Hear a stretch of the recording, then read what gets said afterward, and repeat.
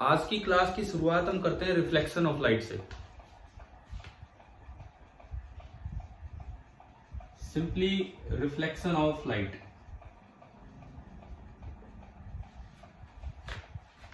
इसमें पहला सवाल आता है कि जो आप लॉज ऑफ रिफ्लेक्शन पढ़ते हैं, incident ray, normal, reflected ray, तीनों एक ही प्लेन में हैं और एंगल ऑफ इंसिडेंस और एंगल ऑफ रिफ्लेक्शन बराबर होते हैं। क्या ये लॉ केवल प्लेन सरफेस के लिए वैलिड होते हैं या कर्व्ड सरफेस के लिए भी वैलिड होते हैं? कर्व्ड के लिए भी वैलिड होते हैं। दूसरी बात, कर्व्ड के लिए भी होते हैं। दूसरी बात, क्या ये केवल लाइट रे के लिए ही वैलिड होते हैं या आप कोई बॉल भी फेंकते हैं तो उस पर भी आई बराबर आर होता है? ग्राउंड पे कोई बॉल फेंकी, केवल लाइट। साउंड के लिए भी होता है, लेकिन अगर आप कोई मटेरियल पार्टिकल फेंकते हैं, जैसे मान लो आपने एक बॉल फेंकी, बॉल यूं आके टकराई, ये आपने बना दिया नॉर्मल, ये एंगल ऑफ इंसिडेंस, नॉर्मल के साथ बॉल के आने का एंगल, एंगल ऑफ इंसिडेंस। अब क्या होता है, नॉर्मली जो एंगल ऑफ रिफ्लेक्शन होता है वो ज्यादा होता है। बॉल इधर निकली तो अक्सर आप दिमाग में रखिए कि ये जो आर है this is greater than maximum, last से लास्ट ये बस इक्वल टू आई हो सकता है अगर ये कोई बॉल है तो, और इस तरह का कोई कोलिजन हुआ। लेकिन अगर ये लाइट रे है और ये कोई सरफेस है, चाहे प्लेन हो चाहे कर्व्ड हो, यहां आपने बना दिया एक नॉर्मल और यहां से कोई लाइट रे आती है और ये एंगल ऑफ इंसिडेंस आई, तो इतना ही, बिल्कुल इतना ही आपका क्या बनेगा, एंगल ऑफ रिफ्लेक्शन। ये तब है जब ये लाइट रे है। साउंड रे में भी ये, साउंड में भी ये वेव में फॉलो होता है, लेकिन और अगर आप मैकेनिकल चीजों की बात करें तो वहां पे ये लॉ फॉलो नहीं होता है। पहली बात क्लियर है ना लॉज ऑफ रिफ्लेक्शन के बारे में? ठीक है। Yes sir. अगर ये बॉल है तो यहां लॉ ऑफ रिफ्लेक्शन क्या होता है? अगर ये बॉल है तो बॉल के केस में लॉ ऑफ रिफ्लेक्शन क्या होता है? जैसे यहां तो होता है आर इक्वल टू आई। यहां पे क्या फॉर्मूला होता है? यहां पे फॉर्मूला होता है tangent R, this is equal to 1/e times tangent I. और ये E क्या होता है? E एक टर्म होती है कोलिजन की। कभी अगर आपने सुना हो 9th क्लास में, तो E को बोलते हैं कोफिशिएंट ऑफ रेस्टिट्यूशन। ये वर्ड आया है क्या कभी पहले किसी क्लास में? नहीं, कोई नहीं। एक कोलिजन के दौरान एक टर्म डिफाइन होती है E, जिसे बोलते हैं कोफिशिएंट ऑफ रेस्टिट्यूशन। नहीं तो +1 में आप पढ़ेंगे, वैसे 9th में मैंने करवाया था एक बार। तो अगर कोई और मैकेनिकल कोलिजन है तो tan r is equal to 1/e times tan i, और ये जो E होता है इसकी वैल्यू ज्यादा से ज्यादा 1 हो सकती है, कम से कम 0, ये होता है। अगर E बराबर 1 हो, अगर E बराबर 1 हो तो tan r बराबर tan i दिख रहा है आपको यहां से, है ना भाई? समझ आ रहा है? E की जगह 1 रखा तो tan r is equal to tan i, और उस वक्त r बराबर i हो जाएगा। यानी कि ये जो r बराबर i लाइट के केस में तो हमेशा वैलिड है, लेकिन कोलिजन के केस में ये आर बराबर आई तभी वैलिड है जब ई जो टर्म है उसकी वैल्यू कितनी हो, 1। और E1 एक कोलिजन के लिए होता है जिसको बोलते हैं कैसा कोलिजन? Elastic collision. अगर कहीं वर्ड आए इलास्टिक कोलिजन तो उसके लिए E1 होगा और उसके लिए आर बराबर आई लग जाएगा, नहीं तो आपका ये वाला फॉर्मूला होता है। चले, लॉ ऑफ रिफ्लेक्शन में पहली बात समझ आ गई सभी को? ठीक है। इसके बाद देखो रिफ्लेक्शन में ही हम आगे बढ़ेंगे। पहले मैं प्लेन सरफेस से रिफ्लेक्शन की कुछ बातें करता हूं। प्लेन सरफेस से रिफ्लेक्शन, अब देखो कि प्लेन हो या कर्व हो या कैसी भी सरफेस हो, कुछ टर्म्स बड़ी कॉमन है। यू हम किसको सिंबल देते हैं रिफ्लेक्शन में? You symbol x coordinate, distance की बजाय ये क्या होता है, कोऑर्डिनेट होता है, पोजीशन ऑफ ऑब्जेक्ट। ये नेगेटिव भी हो सकता है, पॉजिटिव भी। डिस्टेंस तो हमेशा पॉजिटिव होती है। वी हम सिंबल किसको देते हैं? Position of image. लेकिन ये सारी चीजें विद रेस्पेक्ट टू मिरर है कि मिरर के रेस्पेक्ट में क्या पोजीशन है। एफ हम किसको सिंबल देते हैं? Focal length. हाँ, बोलने को फोकल लेंथ बोल देते हैं, लेकिन असल में ये होता है पोजीशन ऑफ फोकस। एम हम सिंबल देते हैं मैग्निफिकेशन को। ठीक है, एम आपका होता है मैग्निफिकेशन। अब देखो, अगर मैं मैग्निफिकेशन में भी दो चीजें होती हैं, एक लॉन्गिट्यूडनल अलोंग द एक्सिस और एक transverse perpendicular to the axis. Principal axis के अलोंग और प्रिंसिपल एक्सिस के परपेंडिकुलर, इस तरह से दो चीजें यूज की जाती हैं। इसकी वैल्यू पॉजिटिव नेगेटिव कुछ भी हो सकती है, तो हम एक एक करके चीजें डिस्कस करेंगे। अगर मैं मिरर की बात कर रहा हूं तो हमें पता होना चाहिए कि हम 10th क्लास में जो पढ़ रहे होते हैं ओनली कौन सी रेज लेते हैं? Paraxial raise. पैरेक्सियल रे का मतलब है कि मिरर का साइज बहुत ही छोटा है, या फिर रे जो है वो पोल के काफी पास है, बहुत दूर जाके नहीं टकराई, है ना। और पैरेक्सियल रेज के लिए हमें दो फॉर्मूले याद रखने होते हैं। पहला फॉर्मूला, मिरर फॉर्मूला बोलिए क्या है? 1/v प्लस या minus? Plus 1/v plus 1/u is equal to 1/f। ये तो पहला फॉर्मूला। और दूसरा मैग्निफिकेशन का क्या फॉर्मूला होता है? Plus v by minus v by. ठीक है, मैग्निफिकेशन का फॉर्मूला होता है माइनस v बाई u। एक बार हम जस्ट एक छोटे से सवाल में इन दोनों को यूज करके सीखेंगे भी ये क्या चीजें हैं, क्या नहीं, कैसे यूज होगा। ठीक है,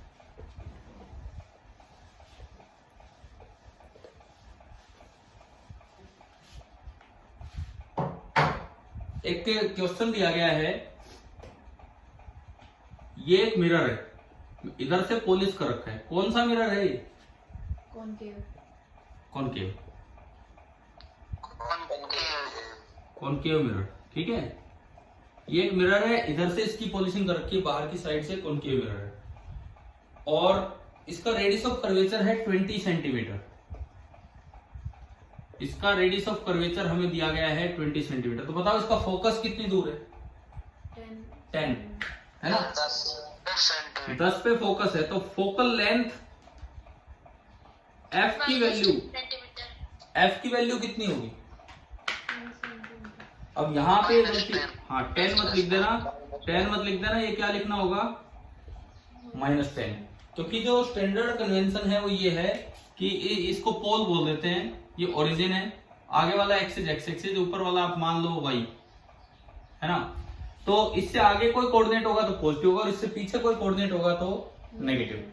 और f के बाहर माइनस मत लगाना, सिंबल तो f ही देना, परंतु f की वैल्यू नेगेटिव है तो -10 कर दो, सिंबल f ही देना फोकस के कोऑर्डिनेट, है ना। पीछे हम पढ़ चुके हैं चीजें। अब मान लो इस सवाल में लिखा है कि ऑब्जेक्ट जो है वो 8 सेंटीमीटर दूर है from the pole. Object is at 8 centimetre from the pole. यहां कहीं ऑब्जेक्ट रखा है, और मैं कहता हूं 4 सेंटीमीटर साइज का ऑब्जेक्ट रखा है, जो कि मिरर से 8 सेंटीमीटर दूर है। ये ब्लू कलर में मैंने बनाया है, ये आपका ऑब्जेक्ट है। ठीक है, अब आपको इसमें ये बताना है, इमेज के बारे में सब कुछ बताना है। इमेज कहां बनेगी, कैसी बनेगी, रियल या वर्चुअल, इन्वर्टेड या इरेक्ट, छोटी या बड़ी, और क्या साइज होगा, ये सारी चीजें निकालनी। एक बार आप कीजिए, आपके सामने फॉर्मूले थे अभी, उनसे आप ट्राई कीजिए कि क्या होगा क्या नहीं होगा, कैसे करें ये सब।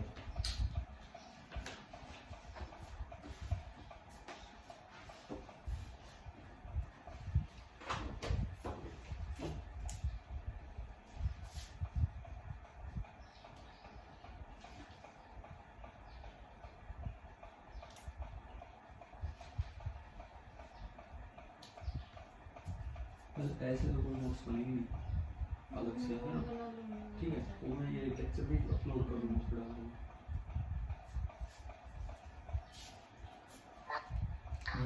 v कितना है? v कितना, दोबारा बोलिए। 40 प्लस का कि माइनस का? प्लस। देखते हैं, सुनो, u आपका है, u है -8। u का मतलब ऑब्जेक्ट की पोजीशन, और ऑब्जेक्ट 8 सेंटीमीटर इधर है, तो u आपका हो गया -8।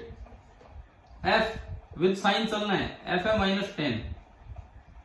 आपने मिरर इक्वेशन लगाई 1/v प्लस 1/u, u है -8 इज इक्वल टू 1/f और f है -10। ये माइनस का 1/8 उधर जाके प्लस हो गया, तो 1/v is equal to 1/8 minus 1/10। LCM लिया, मान लो 80,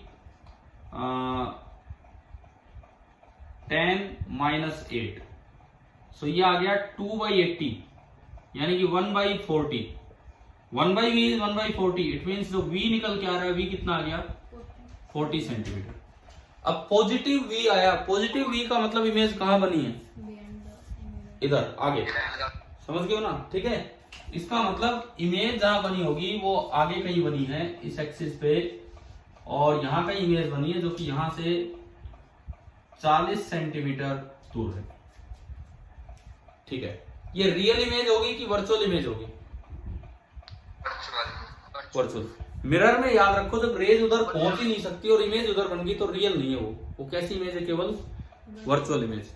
क्या वर्चुअल इमेज को स्क्रीन पे दिखाया जा सकता है, कोई स्क्रीन लगा दो तो कोई इमेज नजर आएगी वहां, नहीं आएगी। क्या वर्चुअल इमेज की फोटो ली जा सकती है, यस सर, बिल्कुल। Yes sir. वर्चुअल इमेज, आप खुद मिरर के सामने खड़े हों, आप खुद मिरर के सामने खड़े और मोबाइल से अपनी फोटो खींच के देखना, वो आ जाएगी, मतलब वो आपकी वर्चुअल इमेज है और वो उसमें आ जाएगी। लेकिन अगर मैं पीछे जाके देखूं तो वो इमेज नजर नहीं आएगी, तो वो स्क्रीन पे नहीं आ सकती, ठीक है ना। तो आपका v आया 40 सेंटीमीटर और ये उधर आ गया, तो इमेज का नेचर मुझे पता लग गया कि भाई इमेज कैसी है, रियल इमेज। ये जो इमेज है this is the real image, ठीक है। अब बात आती है कि इन्वर्टेड होगी कि इरेक्ट होगी, सीधी बनेगी या उल्टी, बताओ कैसे देखते हैं। हाँ, रियल ऑब्जेक्ट की रियल इमेज इन्वर्टेड होती है और वर्चुअल इमेज इरेक्ट होती है। जब भी ऑब्जेक्ट और इमेज का नेचर अलग हो तो इमेज इरेक्ट होगी, एक रियल एक वर्चुअल, और ऑब्जेक्ट और इमेज का नेचर सेम हो तो इन्वर्टेड होगी। अच्छा, अगर ऐसे ना याद रहे तो मैग्निफिकेशन से निकालो। मैग्निफिकेशन का फॉर्मूला है क्या, -v/u। अब माइनस तो बाहर फॉर्मूले का है, फिर v की वैल्यू कितनी, प्लस की 40 वैल्यू, एंड u की वैल्यू कितनी है -8। तो आप देखोगे माइनस माइनस कैंसिल हो गया और मैग्निफिकेशन जो आ रहा है, magnification it is coming out to be +5। अब मैग्निफिकेशन से इमेज का बहुत कुछ पता लग जाता है। कैसे, 4 बातें। सबसे पहली बात तो पॉजिटिव है कि नेगेटिव है। पॉजिटिव है नेगेटिव इससे साइज का नहीं पता लगता है, इससे ओरिएंटेशन का पता लगता है। अगर मैग्निफिकेशन फॉर्मूले से पॉजिटिव आया तो जिधर ऑब्जेक्ट है उधर इमेज बनेगी, तो कैसी इमेज कहलाएगी, इरेक्ट इमेज। और अगर नेगेटिव आया तो कैसी इमेज कहलाएगी, इन्वर्टेड, है ना। फिलहाल बताओ इसमें कैसी इमेज है, इरेक्ट, पॉजिटिव आ गया, ठीक है। दूसरी बात, ये इधर तो मैंने पता लगाया साइन, साइन से मैग्निफिकेशन कितना उसका पता नहीं लगेगा। अब साइज, साइज होता है मोड एम। साइज जो है वो मोड एम होता है, मॉडुलस, जो नेगेटिव होती है पॉजिटिव, मॉडुलस देखिए, मोड एम भी 5 है यहाँ। अगर मोड एम 5 है तो मतलब 5 गुना बड़ी इमेज बनी है, और मोड एम 1 से छोटा होता तो इसका मतलब छोटी इमेज बनी। तो फिलहाल इमेज का साइज क्या होगा बताओ, एनलार्ज। कितना होगा 20। 4 का 20 और इरेक्ट है तो ये ऊपर की तरफ बनेगी, और ये इमेज कैसी बनेगी, 20 सेंटीमीटर। आप बताओ, ये समझ आए ना कैसे हम मैग्निफिकेशन से अंदाजा लगा रहे हैं, कैसे इन चीजों से। तो प्लेन मिरर नहीं, सॉरी, कोई भी मिरर हो, मैं आऊंगा प्लेन पे स्पेशल। अगर v पॉजिटिव आया मिरर में तो इमेज कैसी है, रियल या वर्चुअल, बोलो। इसमें v पॉजिटिव आया, ये रियल इमेज है कि वर्चुअल है, वर्चुअल। तो फिर v पॉजिटिव आया तो वर्चुअल इमेज है, उधर तो रेज पहुंच ही नहीं रही है, तो वो तो कैसी इमेज है, वर्चुअल। V नेगेटिव आएगा तो कैसी इमेज है? रियल। ठीक है। रियल। M अगर पॉजिटिव आया तो साइज का नहीं पता लगा, लेकिन अगर पॉजिटिव आया तो इरेक्ट इमेज और नेगेटिव आया तो इन्वर्टेड। मॉडुलस ऑफ M अगर 1 से बड़ा आया तो बड़ी इमेज है, और मॉडुलस ऑफ M 1 से छोटा आया तो छोटी इमेज है ना। ये सारी बातें इस एक सवाल में समझ आ गई होंगी आपको कैसे हम यूज कर रहे हैं। और एक रिलेशन जो मैंने पीछे नहीं लिखा था वो भी इसमें यूज किया कि जो फोकल लेंथ होती है वो रेडियस का हाफ होती है। फोकल लेंथ जो है वो रेडियस का हाफ होती है। बताओ ये वाला क्वेश्चन क्लियर हुआ सभी को? ठीक है। अब देखो मैंने एक वर्ड यूज किया, transverse magnification and longitudinal magnification. ये जो मैग्निफिकेशन है ट्रांसवर्स है कि लॉन्गिट्यूडिनल है? ट्रांसवर्स, एक्सिस के परपेंडिकुलर है। ठीक है। लॉन्गिट्यूडिनल मैग्निफिकेशन का क्या मतलब है, अगले सवाल में हम वो चीज देखते हैं।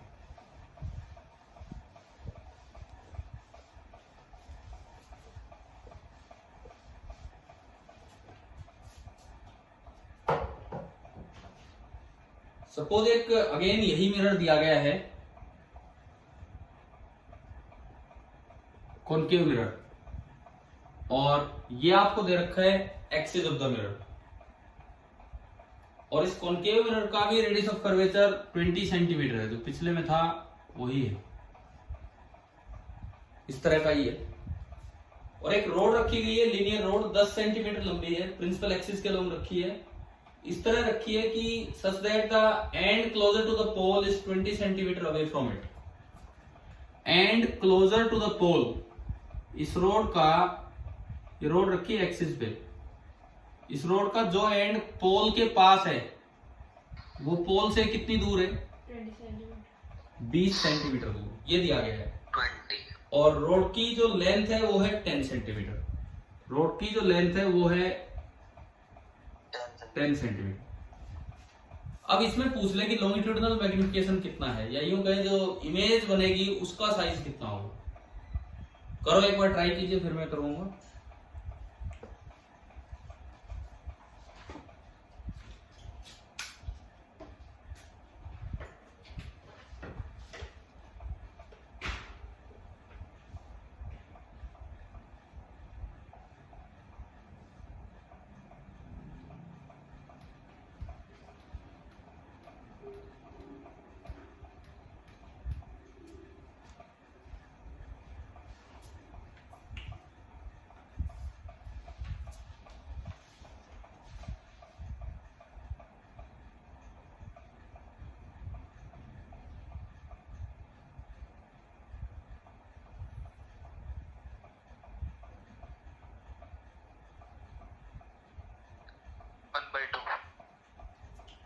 वन बाई टू मतलब जितना इसका साइज है उससे आधी इमेज बन रही है।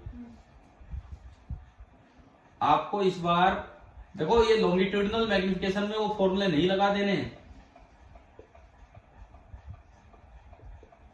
लॉन्गिट्यूडिनल मैग्निफिकेशन में वो वाले फॉर्मूले नहीं लगा देने जो अभी हम पढ़ रहे थे ट्रांसवर्स मैग्निफिकेशन के। इसमें क्या होगा, आपको अलग से ना इमेज लोकेट करनी होगी।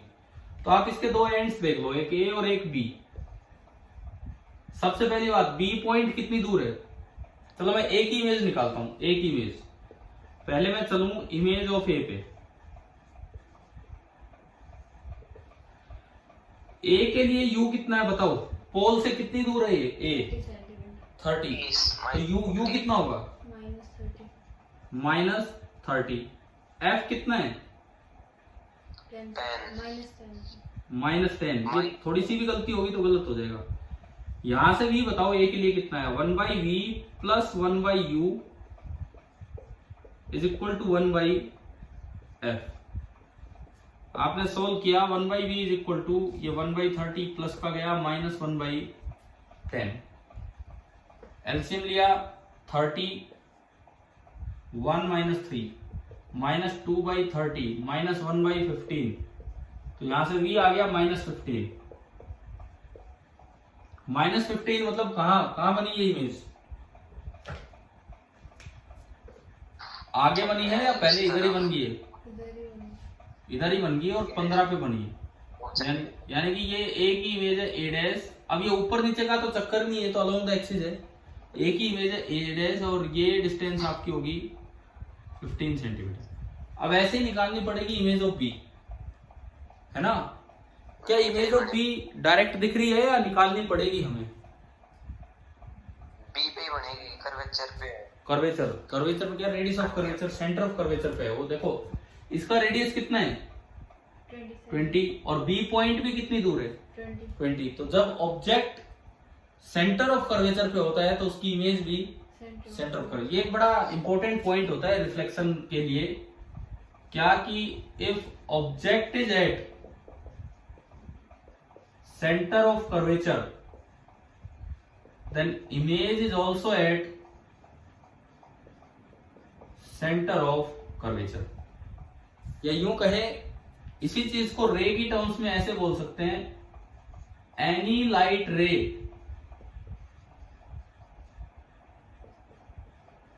Passing through centre of curvature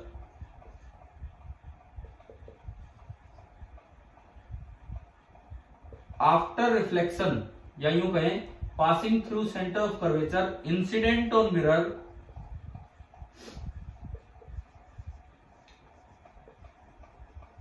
will retrace itself। समझ रहे हो क्या इसका मतलब क्या है? कि कोई भी आप लाइट रे लोगे जो कहीं से भी आए, लेकिन अगर सेंटर से पास हो रही, सपोज ये सेंटर है 20 पे, कहीं से भी वो जाए, जैसे ही मिरर की टकराएगी वो अपने आप को रिट्रेस करेगी, कहीं साइड में नहीं जानी, वहीं रिफ्लेक्ट होकर आएगी ताकि इमेज वहीं बने जहां से रहेगी। समझ में आया? ठीक है। और कोई रे रिट्रेस नहीं होती है, ये रिट्रेस होती है क्योंकि नॉर्मली इंसिडेंट रे है। नॉर्मली इंसिडेंट रे है जो सीधी गई सीधी आई, क्योंकि इस जगह अगर आप नॉर्मल बनाओगे तो सेंटर से ज्वाइन करके बनेगा, तो यही नॉर्मल है जो आपकी इंसिडेंट रे की डायरेक्शन। तो सीधी गई और सीधी आई, वो आई 0 है नॉर्मल के साथ एंगल, तो आर भी 0 होगा। इसका मतलब जो इमेज बनी वो यहां बनी, ये इमेज बनी, ये मैं दिखा रहा हूं, दिस इज बी डैश। तो इमेज का साइज कितना है 15 से 20 5 सेंटीमीटर। अब मैग्निफिकेशन का मतलब होता है size of object upon size of image upon size of object. ये होता है magnification, size of image upon size of object. तो अगर आप यहां देखें, साइज ऑफ इमेज तो 5 है, साइज ऑफ ऑब्जेक्ट 10 है, तो 1/2। डिफरेंस समझ में आ गया ट्रांसवर्स और लॉन्गिट्यूडिनल मैग्निफिकेशन में? Yes sir. क्लियर है आपको भी, है ना सभी को? चलिए देखते हैं। इसके बाद देखो आगे,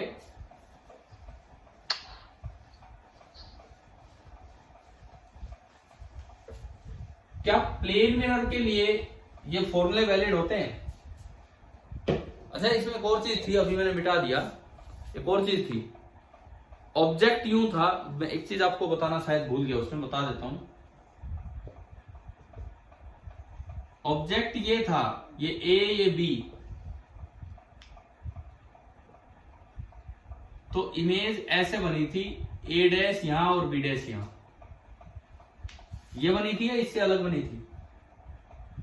यही बनी थी ना। अभी ये सेंटर पॉइंट था, तो यूं भी देखो कि पलट गई है क्या इमेज, या उसी सेंस में है? बी पलट गई ना, बी टू ए तो इधर है, जबकि बी डैश ए डैश इधर है। तो अगर वो कन्वेंशनली बोला जाए, इन्वर्टेड इमेज बोली जाएगी। वो ऊपर नीचे वाला तो ट्रांसवर्स में होता था, लॉन्गिट्यूडिनल में दोनों यूं बने तो इरेक्ट और यूं बने तो इन्वर्टेड। तो मैग्निफिकेशन नेगेटिव होगा कि पॉजिटिव? नेगेटिव। तो उसका करेक्ट आंसर क्या देना चाहिए हमें? -1/2। अब लॉन्गिट्यूडिनल सेंस में इन्वर्टेड क्या है समझ आ गया ना? ठीक है, ठीक है। अब हम बात करें, ये तो मैंने 2 बार कॉन्केव मिरर दिया। मिरर तो कैसा भी हो सकता है, कॉन्वेक्स भी आपको दिया जा सकता है ना। लेकिन जो स्पेशल केस है वो है प्लेन मिरर, कॉन्केव हो चाहे कॉन्वेक्स हो। जो प्लेन मिरर होता है, क्या उसमें ये सारे फॉर्मूले वैलिड हैं कि नहीं जो आप मिरर के लिखते हैं? क्या प्लेन मिरर में मिरर इक्वेशन वैलिड है? Yes sir. यस देखो मैं 3 फॉर्मूले लिखता हूं, ये, दूसरा ये और तीसरा ये। क्या प्लेन मिरर में तीनों फॉर्मूले वैलिड हैं? बताओ। यस देखो प्लेन मिरर का रेडियस होता है इनफाइनाइट। प्लेन मिरर आप ऐसे मान सकते हो जैसे एक बहुत बड़ा गोला है। प्लेन मिरर आप ऐसे मान सकते हो जैसे एक बहुत बड़ा गोला है और उसका एक छोटा सा टुकड़ा, हमारी धरती है वो स्फेरिकल है, लेकिन हम जब देखते हैं तो हमें कैसी नजर आती है? प्लेन। हम जब देखते हैं तो हमें प्लेन नजर आती है। तो इस तरह का अरेंजमेंट है। क्लियर है ना ये चीज? तो इसका R tends to infinite. Infinity का आधा भी इनफाइनाइट होगा, यानी कि अगर आप एफ निकालोगे तो r/2, तो वो भी कितना होगा? इनफाइनाइट। तो प्लेन मिरर की फोकल लेंथ भी इनफाइनाइट, रेडियस ऑफ कर्वेचर भी इनफाइनाइट।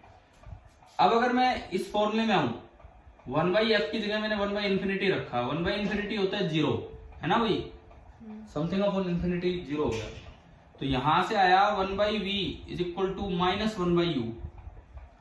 और अगर आप आगे देखें तो v कितना आ गया? -u। असल में ऐसा ही होता है प्लेन मिरर में। उसमें बड़ा आसान होता है बनाना। प्लेन मिरर में कैसे आसान होता है देखिए, हम यूं याद कर लेते हैं कि अगर ऑब्जेक्ट 5 सेंटीमीटर इधर है तो इमेज 5 सेंटीमीटर उधर बन जाएगी और ये वर्चुअल इमेज बनेगी। ऐसा बोलते हैं ना हम, इस तरह का। ठीक है, अब सुनो, ये यही तो है, v इज -u। आप इसको पोल बोलिए, आगे वाली डायरेक्शन को पॉजिटिव एक्स एक्सिस, तो ये पीछे है तो u कितना बोला जाएगा इसमें? -5। अब अगर आप इस फॉर्मूले में v निकाले इसमें रख के, तो -5 के बाहर एक और माइनस लगाए तो v कितना है? +5। इसका मतलब इमेज आगे ही बननी है, तो अपने आप ये फॉर्मूला वैलिड है। इसका मतलब जो मिरर इक्वेशन है वो भी प्लेन मिरर के लिए वैलिड है ना? अब मैं आता हूं मैग्निफिकेशन पे। ये देखते हैं, -v/u इस एग्जांपल में ही लो। v कितना है? ये माइनस तो फॉर्मूले का है, और जो v है वो कितना है? प्लस का 5। और u कितना है? -5। u तो -5, माइनस कट गया, 5/5 कितना आ गया? +1। अब ये +1 आने का क्या मतलब है? पहली बार पॉजिटिव आया, मतलब इरेक्ट है कि इन्वर्टेड है? इरेक्ट। पॉजिटिव आने का मतलब है कि जो इमेज है वो ऑब्जेक्ट के रिस्पेक्ट में इरेक्ट है। और ये जो फॉर्मूला है ये ट्रांसवर्स मैग्निफिकेशन देता है, लॉन्गिट्यूडिनल देता है? क्या देता है? ट्रांसवर्स। मतलब अगर ऑब्जेक्ट ऊपर है तो इमेज भी ऊपर ही बनेगी, है ना? ये बात तो आ गई समझ। लेकिन अगर आप साइज की बात करें तो मोड ऑफ दिस इज 1। अगर एक से बड़ा होता तो साइज बड़ा होता इमेज का, एक से छोटा होता तो साइज छोटा है। तो 1 ही आ गया, तो मतलब साइज सेम होगा। यानी कि अगर ये लंबाई 2 सेंटीमीटर है तो ये लंबाई भी कितनी होगी? 2 सेंटीमीटर। और ऐसा प्लेन मिरर में होता भी है, शायद आप जानते हो। तो होता है कि नहीं, बताओ? प्लेन मिरर में उतनी ही साइज की इमेज दिखती है। तो प्लेन मिरर का मैग्निफिकेशन ये होता है, उसका मतलब ये होता है क्या है कि पूरा क्लियर है। लेकिन एक और वर्ड यूज किया जाता है, लेटरल इन्वर्जन।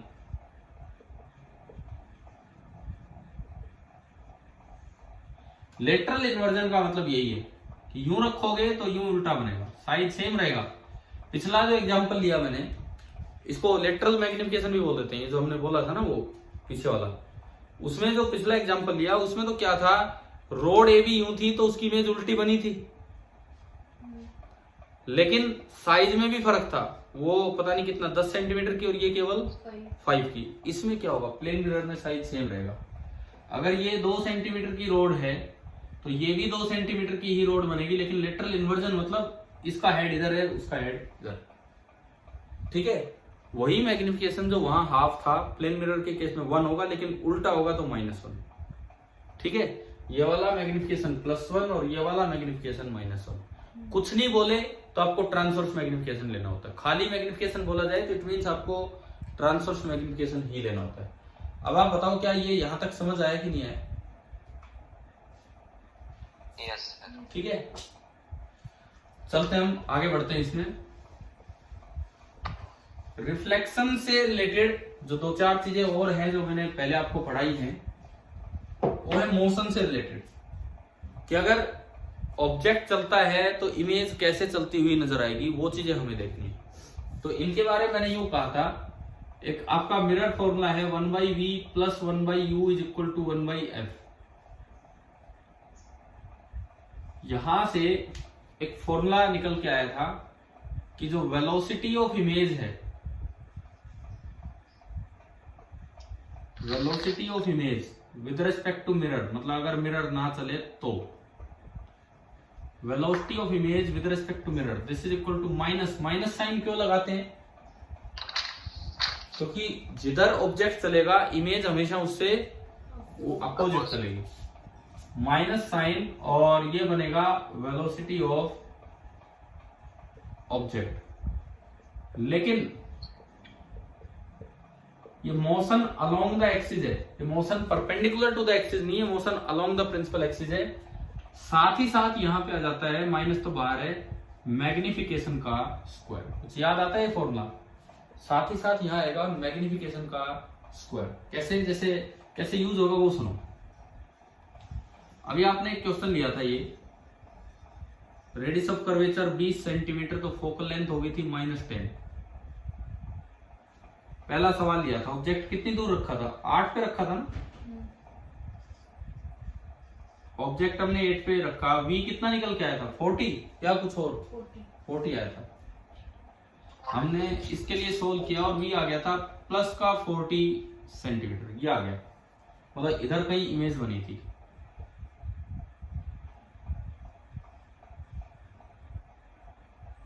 ठीक है, एक बार ये देखो, ये सब डिफरेंशिएशन से बने थे फॉर्मूले।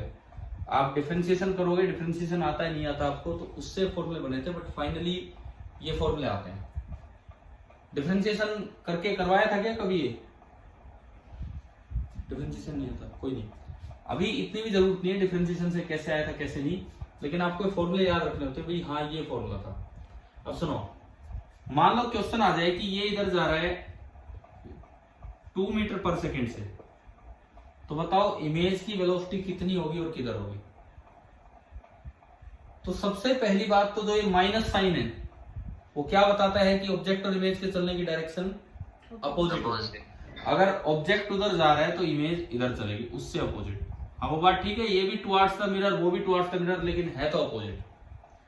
दूसरी बात, इस वक्त m निकालो आप, इस वक्त m का फॉर्मूला है -v/u, माइनस ऑफ v 40 -8, तो m कितना आ गया?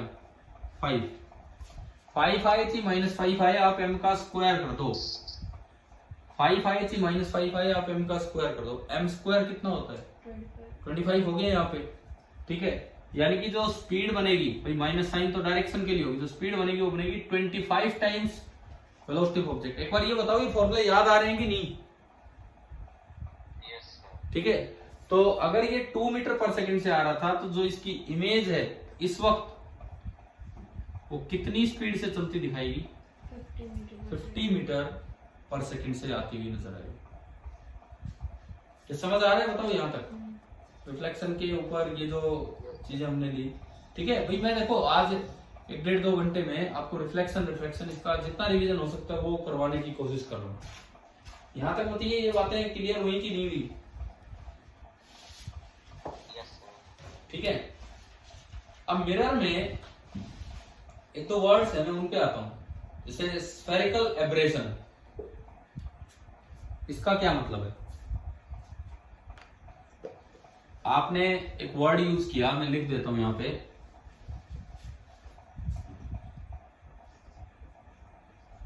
Spherical aberration.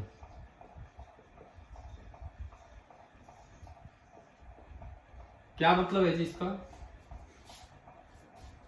पता है कि नहीं?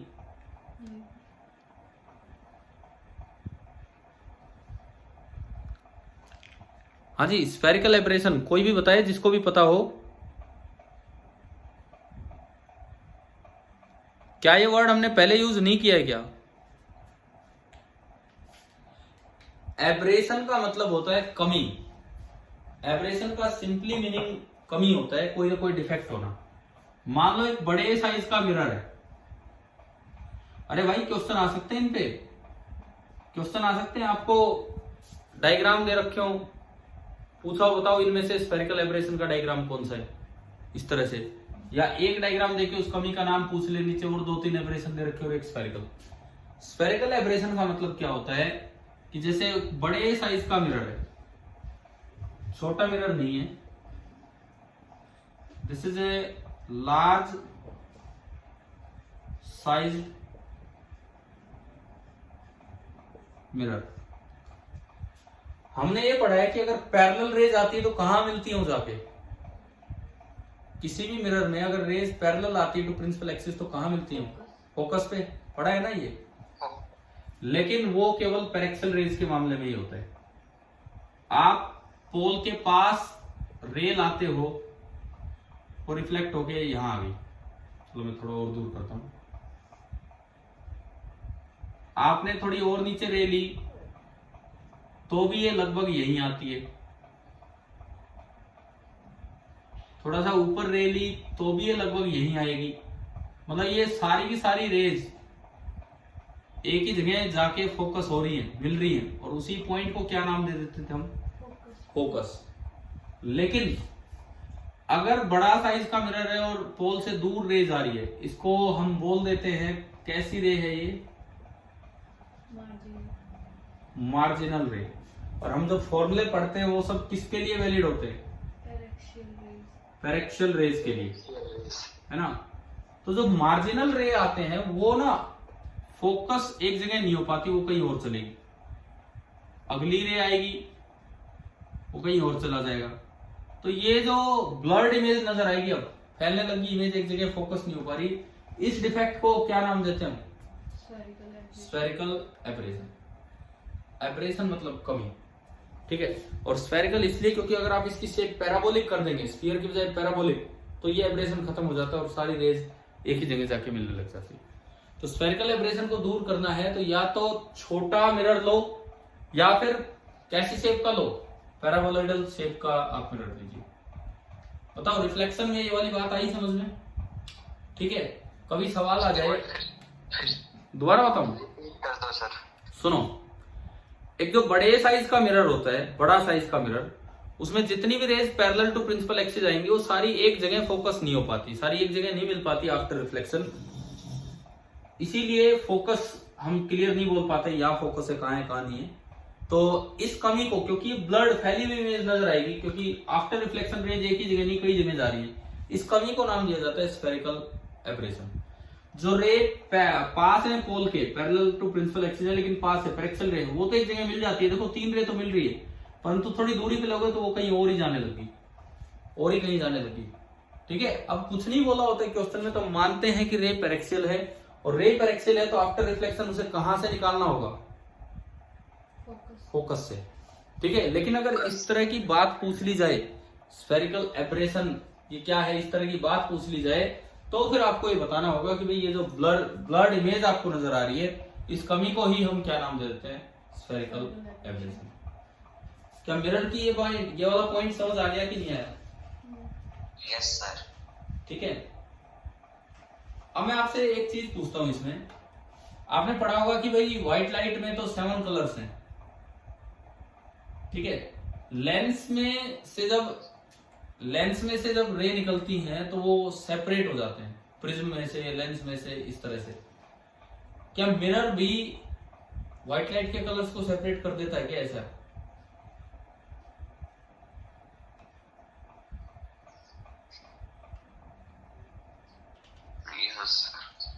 मिरर पे कोई रे आई तो क्या मिरर का फोकस जो है, भाई लेंस का फोकस वॉयलेट के लिए अलग होता है, रेड के लिए अलग। मैं अभी आऊंगा लेंस पे थोड़ी देर में। लेंस में वॉयलेट का फोकस पास होता है, रेड का दूर होता है। तो कलर आए, वॉयलेट अलग जगह मिलेगा, रेड अलग जगह, तो फैल गया। मिरर में जो फोकस है, पैरेक्सल रे की बात कर रहे हैं, तो क्या अलग अलग कलर के लिए अलग अलग जगह फोकस होगा या एक ही जगह होगा? एक ही जगह होगा। यानी कि अगर आपसे पूछा जाए कि क्या मिरर में क्रोमेटिक एब्रेशन होता है, क्या मिरर में क्रोमेटिक एब्रेशन होता है, तो आंसर क्या होगा? नो। इसे बोलते हैं क्रोमेटिक, मतलब कलर फैलना, ठीक है। मिरर में कौन सा एब्रेशन होता है? Spherical aberration. Chromatic aberration mirror में नहीं होता है। ठीक है, समझ आ रहा है ना। लेंस की अगर मैं बात करता तो लेंस में दिखा देता हूं आपको। Yes sir. ये रेज आई, मैं कहता हूं सनलाइट आ रही है, तो इसमें तो सारे कलर्स हैं, और पैरेलल रे आ रही है तो फोकस पे मिलने चाहिए। लेंस के केस की बात होगी अब बीच में, परंतु वॉयलेट का फोकस पास होता है और रेड का फोकस दूर होता है।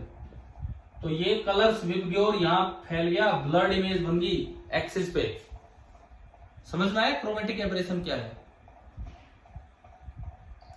ठीक है।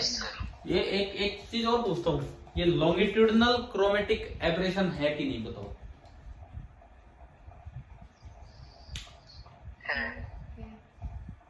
बिल्कुल है, समझ गए हो, क्योंकि ये किधर फैलाव हो रहा है? Along the axis, along the principal axis फैला हो रहा है, तो इसको नाम दे दिया जाता है लॉन्गिट्यूडनल क्रोमेटिक एब्रेशन।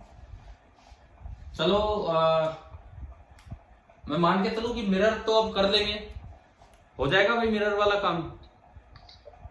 देखो है तो रिवीजन ही क्लास, हम पहले पूरा कर चुके हैं, आप लोग अपने स्कूल में पूरा कर चुके हैं, तो अभी तो जस्ट एक रिवीजन क्लास चल रही है, जस्ट इसलिए कि कुछ कॉन्सेप्ट्स रिवाइज हो जाएं। क्या रिफ्लेक्शन वाला पार्ट समझ आया ना, क्या है क्या नहीं? ठीक है, क्वेश्चंस आप करते रहेंगे। चलो मैं थोड़ा सा रे डायग्राम पे हो रहा था, एक बार रे डायग्राम पे हो रहा जाते हैं, फिर उसके बाद हम रिफ्रैक्शन की तरफ चलेंगे। हम केवल पैरेक्सल रेज लेके ही रे डायग्राम बनाते हैं। तो कोई भी मिरर हो, सपोज ये मैंने कॉन्वेक्स ले लिया, क्योंकि अभी तक कॉनकेव चल रहे हैं। 3-4 बातों का ध्यान रखना होता था। ये एक्स एक्सिस है, ये कोई ऑब्जेक्ट है ए बी, आपको इसकी इमेज बनानी है। तो क्या करें, सबसे पहले बी की इमेज बना लो।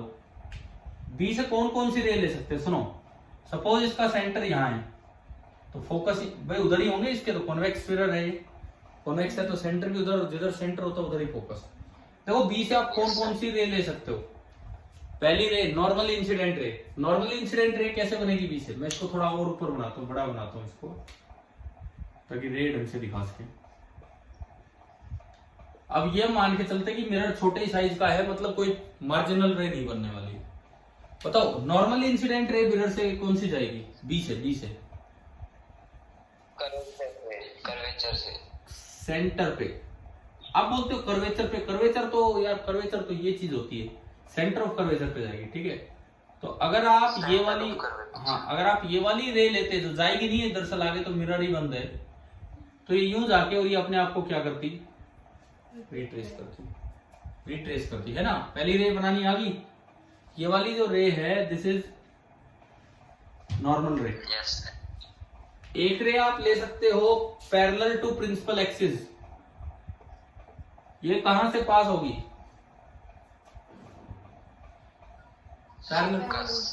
फोकस से, समझ रहे हो ना? पैरेलल टू प्रिंसिपल एक्सिस, लेकिन इधर तो रे आ नहीं सकती, फोड़ मत देना मिरर को। ठीक है, तो ये यूं मोड़ दो, यूं वेट कर दो कि ये यूं निकल गई, 2 रे बन गई।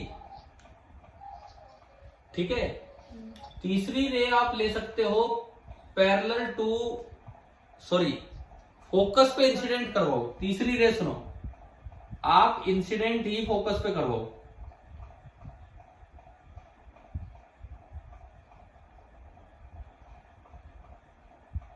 ये देखो, ये जो थर्ड रे है, ये कहां आई है? फोकस पे जा रही थी, तो फोकस पे जाने वाली रे आफ्टर रिफ्लेक्शन क्या हो जाएगी? पैरेलल। पीछे बढ़ाओगे तो वही मिलेगी जहां वो दोनों, क्योंकि इमेज तो यही बननी है एक जगह ही। भाई एक वर्ड होता है रेगुलर रिफ्लेक्शन। रेगुलर रिफ्लेक्शन में जितनी भी एक पॉइंट की रिफ्लेक्टेड रेज होती है, सारी की सारी एक जगह ही जाके मिलेंगी, है ना। रेगुलर रिफ्लेक्शन में सारी की सारी एक जगह ही जाके मिलेंगी। अखबार में हमें अपनी फोटो नजर नहीं आती, रिफ्लेक्शन वहां भी होता है। क्यों नजर नहीं होती? क्योंकि वहां इरेगुलर रिफ्लेक्शन होता है, जैसे डिफ्यूज्ड रिफ्लेक्शन भी होते थे। कुछ याद आता है? ऐसी टर्म्स पहले डिस्कस हुई हैं। Yes sir. ठीक है। और देखो चौथी रे, क्या कभी कोई चीफ रे नाम लिया हमने? चीफ रे हाँ।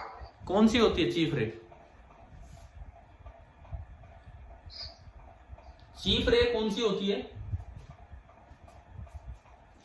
जो पोल पे आके टकराई है, यूं, ये फोर्थ रे मैंने बनाई, एंड इस रे को बोलते हैं हम चीफ रे। अब ये नॉर्मल है, तो अगर ये थीटा एंगल पे आके टकराई है तो क्योंकि यही नॉर्मल है तो ये थीटा पे ही रिफ्लेक्ट हो जाएगी इस तरह से। बताओ भाई, एक ही पॉइंट से आने वाली कई रेज आपको मिल गई है, ठीक है। और आप देख सकते हो इधर तो ये फैल रही है, तो पीछे बढ़ा के देखा तो ये सारी इस पॉइंट पे मिल रही है, इस पॉइंट पे। यानी कि अगर ये बी है तो ये बी की इमेज होगी, जिसको हम क्या बोलेंगे? B dash. और आपने बी डैश से एक परपेंडिकुलर लिया और ये क्या हो जाएगा आपका? ए डैश। तो ये एक छोटी सी इमेज बनी, और ये एक रिजल्ट भी है कि जो कॉन्वेक्स मिरर जो होता है किसी भी रियल ऑब्जेक्ट की, हमेशा वर्चुअल, इरेक्ट और स्मॉल डिमिनिश साइज इमेज बनाता है। पढ़ा हुआ ये रिजल्ट हमने। इसी वजह से गाड़ियों के जो back view, rear view mirror होते हैं वो कौन से होते हैं? कॉन्वेक्स। क्योंकि पीछे से कितनी बड़ी गाड़ी आए वो छोटी दिखाएगा, उस मिरर में दिखना चाहिए ना भाई, यहाँ ये ट्रक आ रहा है, छोटी दिखाएगा, सीधी दिखाएगा, उल्टी नहीं दिखाएगा। समझ गए हो? क्लियर है? और कई बार गाड़ियों पे लिखा रहता है, यार एग्जैक्ट लाइन तो मुझे ध्यान नहीं आ रही, उसमें लिखा रहता है मिरर पे, हाँ, objects in the mirror are closer than they appear. कि भाई आप अंदाजा मत लगाओ, आप इससे अंदाजा मत लगाओ, इसको देख के आप सोच रहे होंगे दूर है, जबकि असल में वो कहाँ है? थोड़ा पास है। लिखते हैं कि नहीं बताओ? पढ़ा है कभी ये? Yes sir. असल में फिर भी अंदाजा हो जाता है ड्राइवर को। कैसे? ड्राइवर क्या बार बार मुड़ के देखता है कहाँ आली गाड़ी, कहाँ आली? अंदाजा तो हो जाता है। उसमें एक योगदान स्पीड का, साउंड का होता है। अक्सर जैसे पीछे से ट्रक आ रहा है तो क्या उसकी आवाज हमें सुनाई दे जाती है कि नहीं? गाड़ी के अंदर भी, है ना? तो हमें थोड़ा आइडिया लग जाता है, दूर है तो आवाज कम है, पास आ रहा है तो आवाज से अंदाजा हो जाता है।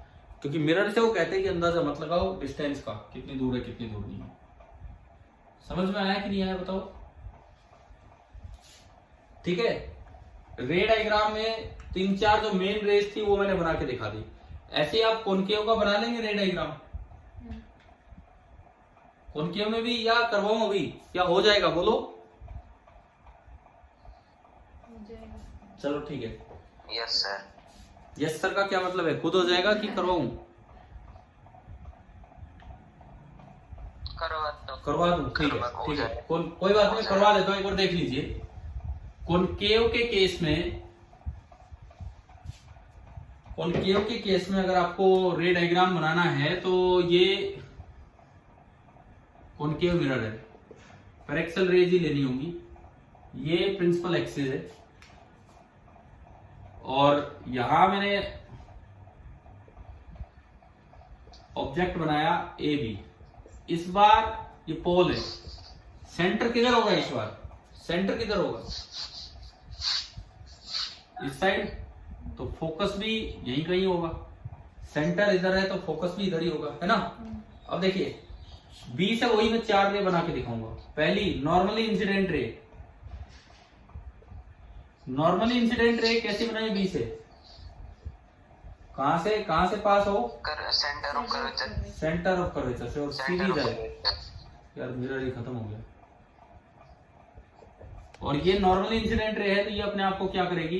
रिट्रेस करेगी। 50%। ठीक है, ये अपने आप को रिट्रेस करेगी।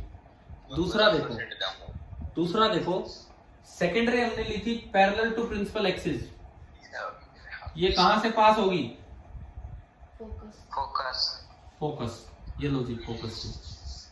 थर्ड रे हमने ली थी फोकस से पास होने वाली रे। ये कहां से कैसे निकलेगी? After reflection, parallel to the principal axis. आप देखो एक ही जगह मिल रही है यहाँ के सारी।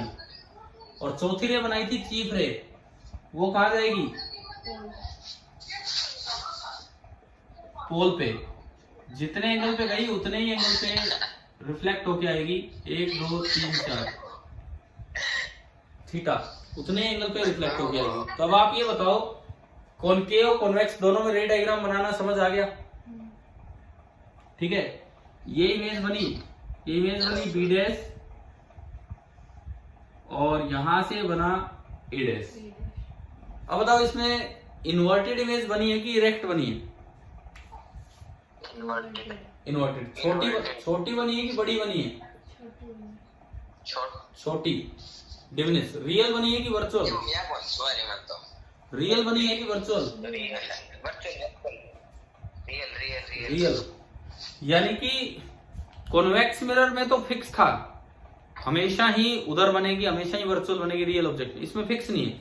आप अगर ऑब्जेक्ट को थोड़ा आगे ले आओगे तो इमेज हो सकता है बड़ी बन जाए, और आगे ले जाओगे तो इमेज हो सकता है वर्चुअली हो जाए। तो आप अपनी वो टेबल्स याद रख के चलना। मैं एक बार टेबल और रिवाइज करवा देता हूँ। Just for real object, only for real object. मैं वर्चुअल ऑब्जेक्ट पे नहीं जा रहा हूँ।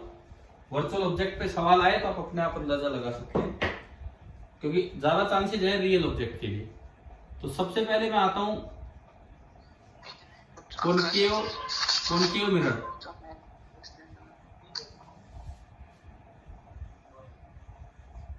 सबसे पहले हमारे कॉनकेव मिरर पे हम ले रहे हैं position of object, position of image and then उसका नेचर।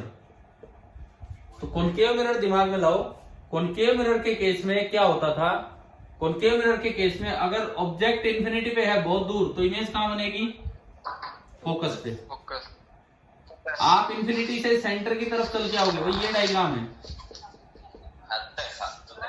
ये पोल, फोकस एंड सेंटर, ये डायग्राम है। सुनो भाई, होस्ट कौन है? होस्ट कौन है इसका मीटिंग का? मैं म्यूट कर।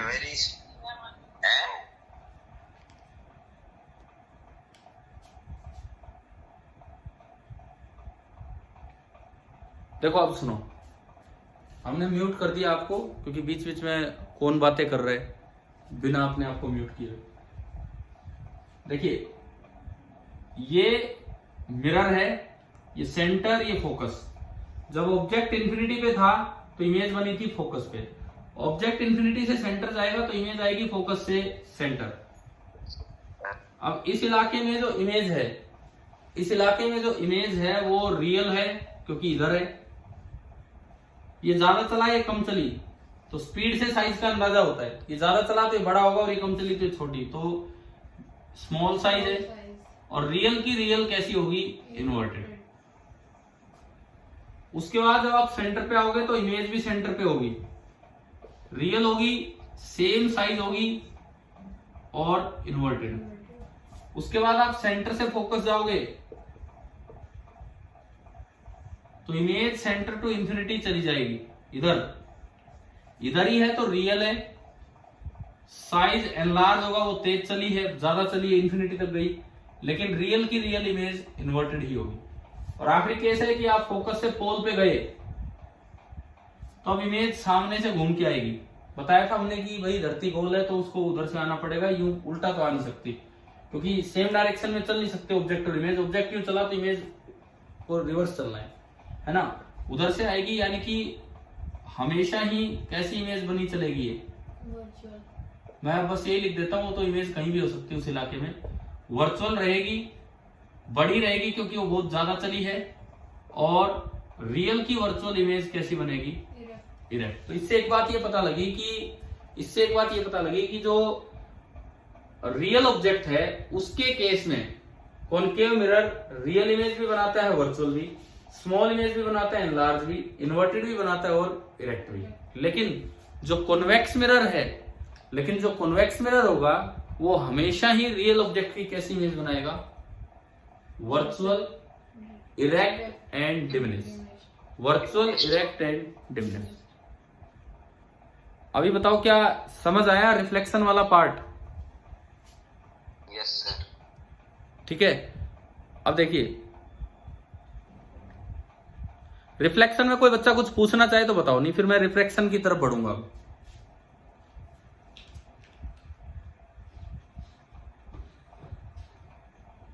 हाँ जी, ठीक है, चले आगे बढ़े।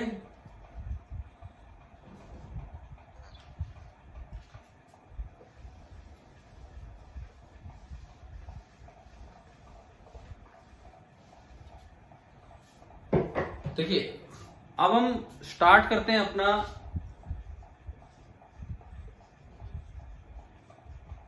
Refraction of light. Reflection of light के बाद अब हमारे रिफ्रैक्शन ऑफ लाइट। रिफ्रैक्शन का मतलब है कि मीडियम चेंज हो जाना। रिफ्रैक्शन का मतलब इतना सा है कि भाई मीडियम चेंज हो गया। और इसके लिए जो शुरुआती रूल है, लॉज ऑफ रिफ्रैक्शन या स्नेल्स लॉ भी जिन्हें हम बोल देते हैं। भाई कोई रे यहां से आई, this is the incident ray, आपने नॉर्मल बनाया। इंसिडेंट रे का नॉर्मल के साथ जो एंगल है that is angle of incidence.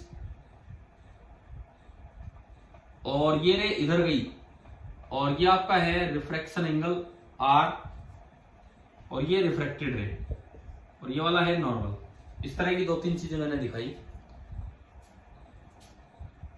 एक तो ये पहला रूल बिल्कुल सेम है, incident ray, normal and refracted ray all lie in the same plane. कई बार क्या होता है, हम ऐसी आसान चीजें रिवाइज नहीं करके जाते, टेस्ट में इन्हीं पे क्वेश्चन आ जाते तो वहीं गड़बड़ हो जाती है।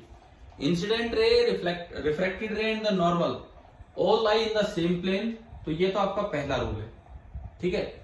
दूसरा, जिसे हम स्नेल्स लॉ भी बोल दिया करते थे, स्नेल्स लॉ के लिए आपको ना दो तीन चीजें समझनी होंगी। पहले, जब ये लाइट चली तो इस लाइट वेव की फ्रीक्वेंसी मान लो न्यू है, इस सिंबल को न्यू बोलते हैं, एनयू। फ्रीक्वेंसी मान लीजिए न्यू है, वेवलेंथ है लैम्डा और स्पीड है v, ठीक है। जब दूसरे मीडियम में लाइट जाएगी तो फ्रीक्वेंसी चेंज नहीं होगी। पहले तो ये बात दिमाग में रखो, फ्रीक्वेंसी ऑफ लाइट डिपेंड करती है उस सोर्स पे। फ्रीक्वेंसी ऑफ लाइट डिपेंड करती है उस सोर्स पे जिसने इस वेव को जनरेट किया है। फ्रीक्वेंसी ऑफ लाइट डिपेंड करती है उस सोर्स पे जिसने इस वेव को जनरेट किया है। तो अगर यहां न्यू है तो यहां भी फ्रीक्वेंसी क्या रहेगी, न्यू। स्पीड और वेवलेंथ ये दोनों मीडियम पे डिपेंड करती हैं। तो अगर आप मान लो, सपोज मैं कहूं ये वैक्यूम है, वैक्यूम में लाइट की स्पीड को हम किससे रिप्रेजेंट करते हैं, c। तो यहां जो स्पीड है वो कम हो जाएगी v, यहां जो स्पीड है वो कम हो जाएगी v। और एक टर्म डिफाइन होगी रिफ्रैक्टिव इंडेक्स। मैं कहता हूं कि ऊपर वैक्यूम है, एक टर्म हमने डिफाइन की रिफ्रैक्टिव इंडेक्स। सिंबल आप इसको म्यू भी दे सकते हैं, एन भी दे सकते हैं। एनसीईआरटी टेक्स्ट बुक एन लेके चलती है तो मैं एन से बता देता हूं। इस मीडियम का रिफ्रैक्टिव इंडेक्स, जैसे मैं कहूं ये जो मीडियम है नीचे वाला, किसके रेस्पेक्ट में, वैक्यूम के रेस्पेक्ट में। इस मीडियम का refractive index with respect to vacuum. तो सबसे पहली बात, जिसके रेस्पेक्ट में लिखना है उसकी स्पीड ऊपर रखो। किसके रेस्पेक्ट में लिख रहे हैं, कुछ नहीं बताया होता है तो भी वैक्यूम के रेस्पेक्ट में लिखते हैं। और वैक्यूम में लाइट की स्पीड कितनी है, c डिवाइडेड बाई जिस मीडियम में लिख रहे हैं उसमें स्पीड कितनी है, v। तो अगर इसका रिफ्रैक्टिव इंडेक्स n है तो n बराबर हो गया c बाई v, या यूं कहें स्पीड कम हो गई, n टाइम्स कम होगी, और v कितनी हो जाएगी, c बाई n। तो अगर वहां स्पीड c थी तो यहां स्पीड हो जाएगी c बाई n। सिमिलरली अगर वहां वेवलेंथ लैम्डा थी तो यहां वेवलेंथ कितनी हो जाएगी, लैम्डा बाई n। ठीक है, क्लियर है यहां तक कि अगर आप किसी मीडियम में जाओगे तो वहां हमेशा वेवलेंथ क्या होगी, थोड़ी कम होगी। क्लियर हुआ कि नहीं हुआ बताओ। अब मैं इसमें एक और अच्छी चीज आपको सिखाने वाला हूं अभी। क्या ये समझ आ गया यहां तक? Yes sir. ठीक है, स्नेल्स लॉ तो सीधा सा है।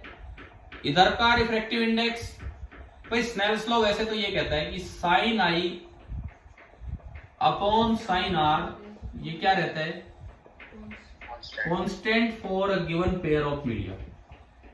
आपको दो मीडियम दे रखे हैं,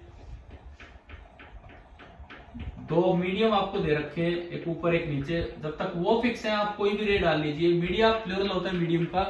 जब तक वो फिक्स है तो आप कोई भी रे डाल दीजिए। Sine I by sine R क्या रहेगा, कांस्टेंट ही रहेगा।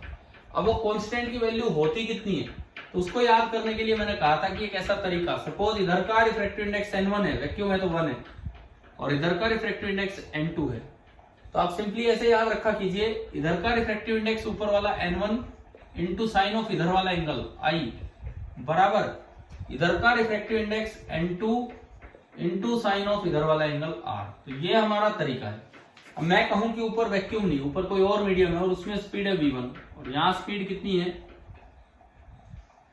v2, यहाँ स्पीड है v2, तो n1 तो मैं लिख सकता हूं c बाई v1 है भाई, जैसे रिफ्रैक्टिव इंडेक्स हम डिफाइन करते हैं, c by v1 into sine I, c by v2 into sine R, c से c कट गया और sine I upon sine R आ गया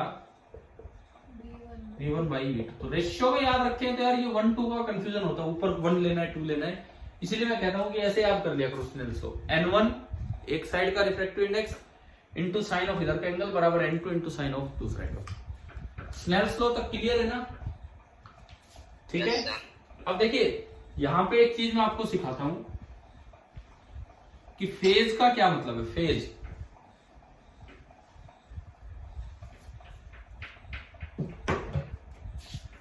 जैसे लाइट एज ए वेव चल रही है और लाइट आगे जा रही है, लाइट आगे की तरफ जा रही है, एज ए वेव मैं उसे देख रहा हूं, ये मेरा पॉइंट है ए, ये पॉइंट है बी और लाइट आगे की तरफ जा रही है विद स्पीड सी, यह हमें दिया गया, लाइट आगे की तरफ गई है विद स्पीड सी, है ना भाई? ठीक है।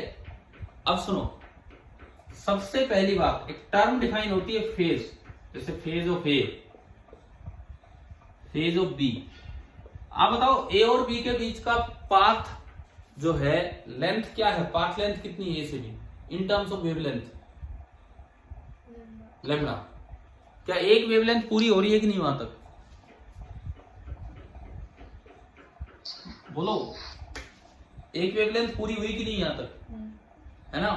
Yes. इसका मतलब यहां से यहां आने में 2 पाई फेज का फर्क हो गया, ए का फेज थोड़ा ज्यादा है, बी पे वेव अभी पहुंची है, इसका मतलब phi A minus phi B, phase difference इसे हम बोल देते हैं, फेज डिफरेंस। एक कंप्लीट साइकिल होने पे, एक कंप्लीट साइकिल होने पे 2 पाई का, अभी मैंने 2-4 दिन पहले एसएचएम पढ़ाया था, उसमें भी फेज का जिक्र हुआ था। बताओ अगर ध्यान है किसी को तो, अटेंड किए हो वीडियो लेक्चर, तो 4 दिन पहले एसएचएम की 2 क्लासेस ली थी, उनमें भी जिक्र हुआ था। तो सुनो, एक कंप्लीट वेव हुई है, एक कंप्लीट साइकिल हुई है, तो जो फेज डिफरेंस है कंप्लीट साइकिल पे, जो फेज डिफरेंस है वो फेज डिफरेंस कितने का होगा? 2 पाई का। ए से बी जा रही है तो ए का फेज थोड़ा ज्यादा है, बी का थोड़ा कम है। अब कई बार क्या होता है, जैसे मान लो ये मैंने इतनी लेंथ में एक ग्लास शीट डाल दी, लैम्डा लेंथ में मैंने ग्लास की शीट डाल दी, ये कोई मटेरियल डाल दिया, एक नई शीट है जिसका रिफ्रैक्टिव इंडेक्स है 2, तो क्या इसके अंदर वेवलेंथ इतनी रहेगी? No. कितनी हो जाएगी? मीडियम चेंज होने पे वेवलेंथ कितनी होगी?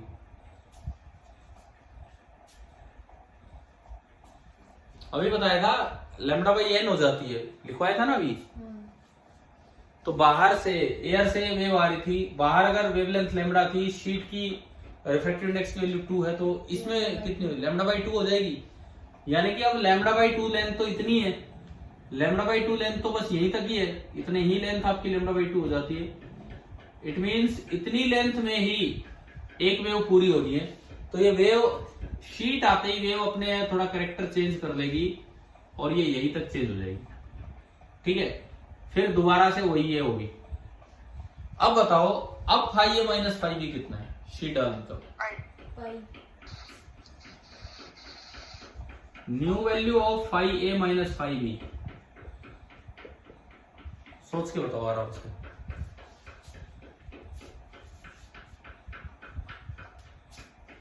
एक वेव अगर पूरी होती है तो फेज डिफरेंस कितना हो जाता है? 2 पाई। वहां तक कितनी फेज, कितनी पूरी हो रही है? 2 वेव, तो फेज डिफरेंस 4 पाई का होगा। 4 पाई। ठीक है, समझ आया? फेज डिफरेंस भी कहीं पूछ लिया जाए तो कैसे लिखना है? सर एक बार रिपीट कर। देखो दोबारा से सुन लो ध्यान से, ये पूरी वेवलेंथ लैम्बडा थी, एयर में थी, मैंने एक शीट डाल दी जिसका रिफ्रैक्टिव इंडेक्स है 2। तो अगर n रिफ्रैक्टिव इंडेक्स की शीट डाली जाती है तो जो नई वेवलेंथ होती है वो लैम्बडा बाई n हो जाती है, हमने पढ़ा था। Yes sir. तो अब अगर मैंने शीट डाल दी है तो नई वेव को मैं ब्लू कलर से दिखा रहा हूं, तो नई वेवलेंथ लैम्बडा थोड़ी होगी, लैम्बडा की जगह कितनी हो जाएगी? Lambda by 2। यानी कि इस आधी लेंथ में ही एक वेव पूरी हो लेनी है, आधी लेंथ में ही एक वेव पूरी हो लेनी है। समझ आ रहा है क्या? Yes sir. तो लैम्बडा लेंथ में कितनी वेव पूरी हो जाएंगी? 2। अब ए से बी तक जाने में 2 वेव पूरी होगी। एक वेव पूरी होने पे कितना फेज का डिफरेंस आता है? 2 पाई। तो 2 वेव पूरी होने पे कितना फेज का डिफरेंस हो गया? 4 पाई, 4 पाई। ठीक है, अब सुनो, बच्चे अक्सर जैसे लैम्बडा दिख रहा है आंसर दे जाते हैं 2 पाई, जबकि इसका आंसर क्या बनेगा? 4 पाई। ये बताओ, शीट डालना, इनसे फेज डिफरेंस लिखना, क्या ये बात समझ आई कि नहीं? मैं थोड़ा सा फेज के बारे में बता रहा हूँ कि फेज ऑफ वेव का डिफरेंस कैसे लिखा जाता है। क्लियर हुआ? यस। एक और पॉइंट बताता हूँ इसमें अभी, देखिए।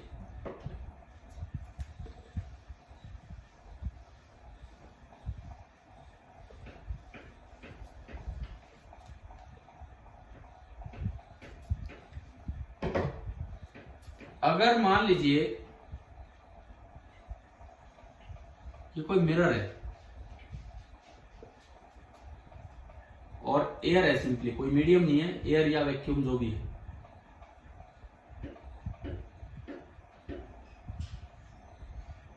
ये एक लेंथ है, एक वेवलेंथ नजर आ रही है आपको?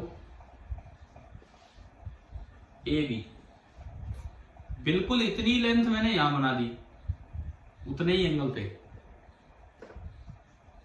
ये नॉर्मल, ये angle of incidence, angle of reflection by law of reflection दोनों बराबर होंगे। ठीक है, इतनी लेंथ मैंने यहां बना दी और ये पॉइंट नाम दिया सी, और ये आपको दे दिया ए बी बराबर बी सी। वेव पहले यूं गई फिर यूं गई। अब आपको बताना है कि फाई ए माइनस फाई सी कितना होगा।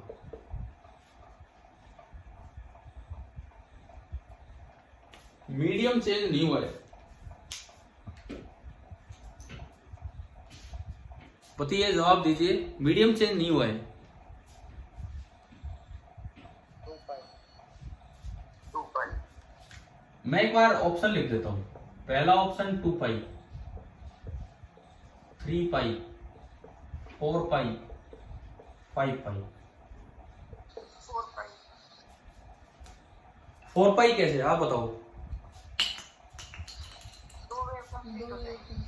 2 वेव बन रही है। ठीक है, कौन बोल रहा है, एक बार जवाब देगा? नाम? निशांत। सुनो भाई, ठीक है, आपने बिल्कुल सही देखा है, 2 वेव बन रही है ना, लेकिन आंसर सही नहीं है।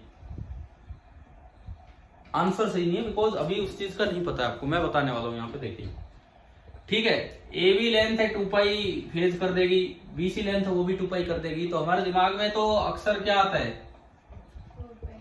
4 पाई आता है ना। लेकिन एक चीज दिमाग में रखो, मतलब देखो, मैं इसके थोड़े से ऑप्शन, मान लो पाई, 2 पाई, 4 पाई एंड 5 पाई, ये 4 ऑप्शन मैंने दिए। तो अभी आप तो आंसर 4 पाई दे रहे होंगे।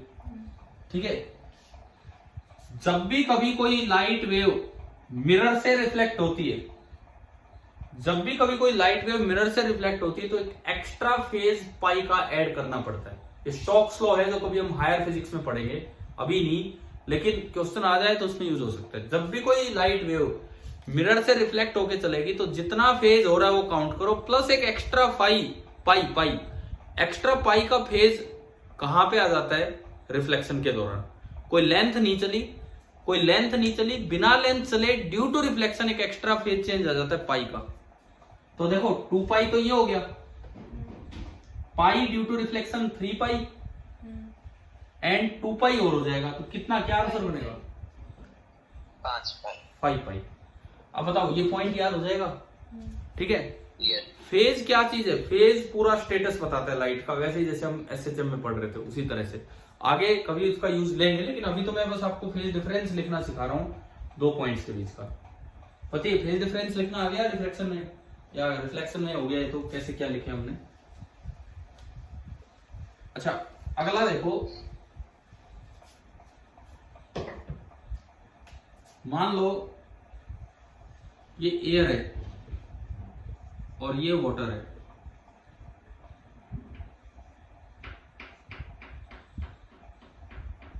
ये एक वेव आई ए टू बी। सपोज मैं कहता हूं ये कोई लिक्विड है जिसका रिफ्रैक्टिव इंडेक्स है 4। ये एक लिक्विड है जिसका रिफ्रैक्टिव इंडेक्स है 4।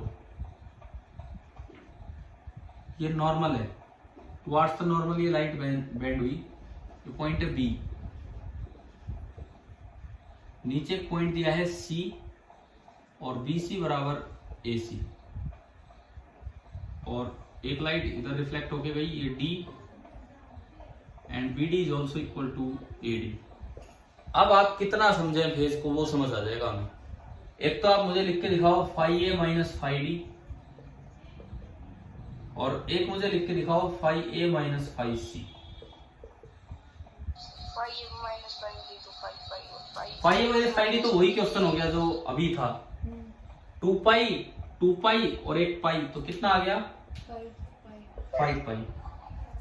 अब रिफ्रैक्शन में कोई एक्स्ट्रा पाई का फेज नहीं आता, ये मैं आपको बता देता हूँ। अब बताओ ये लिख के दिखाओ ये क्या होगा। 4 pi 4 pi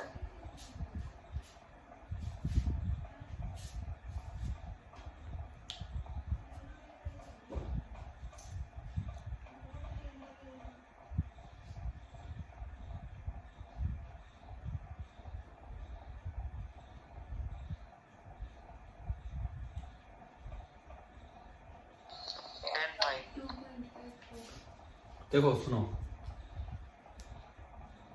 BC बराबर AC है, तो ये लेंथ लेमडा है, तो ये भी कितनी होगी? ये लेमडा तो दिख रहा है ना यहाँ में, ये भी तो लेमडा नजर आ ही रहा है डायग्राम से।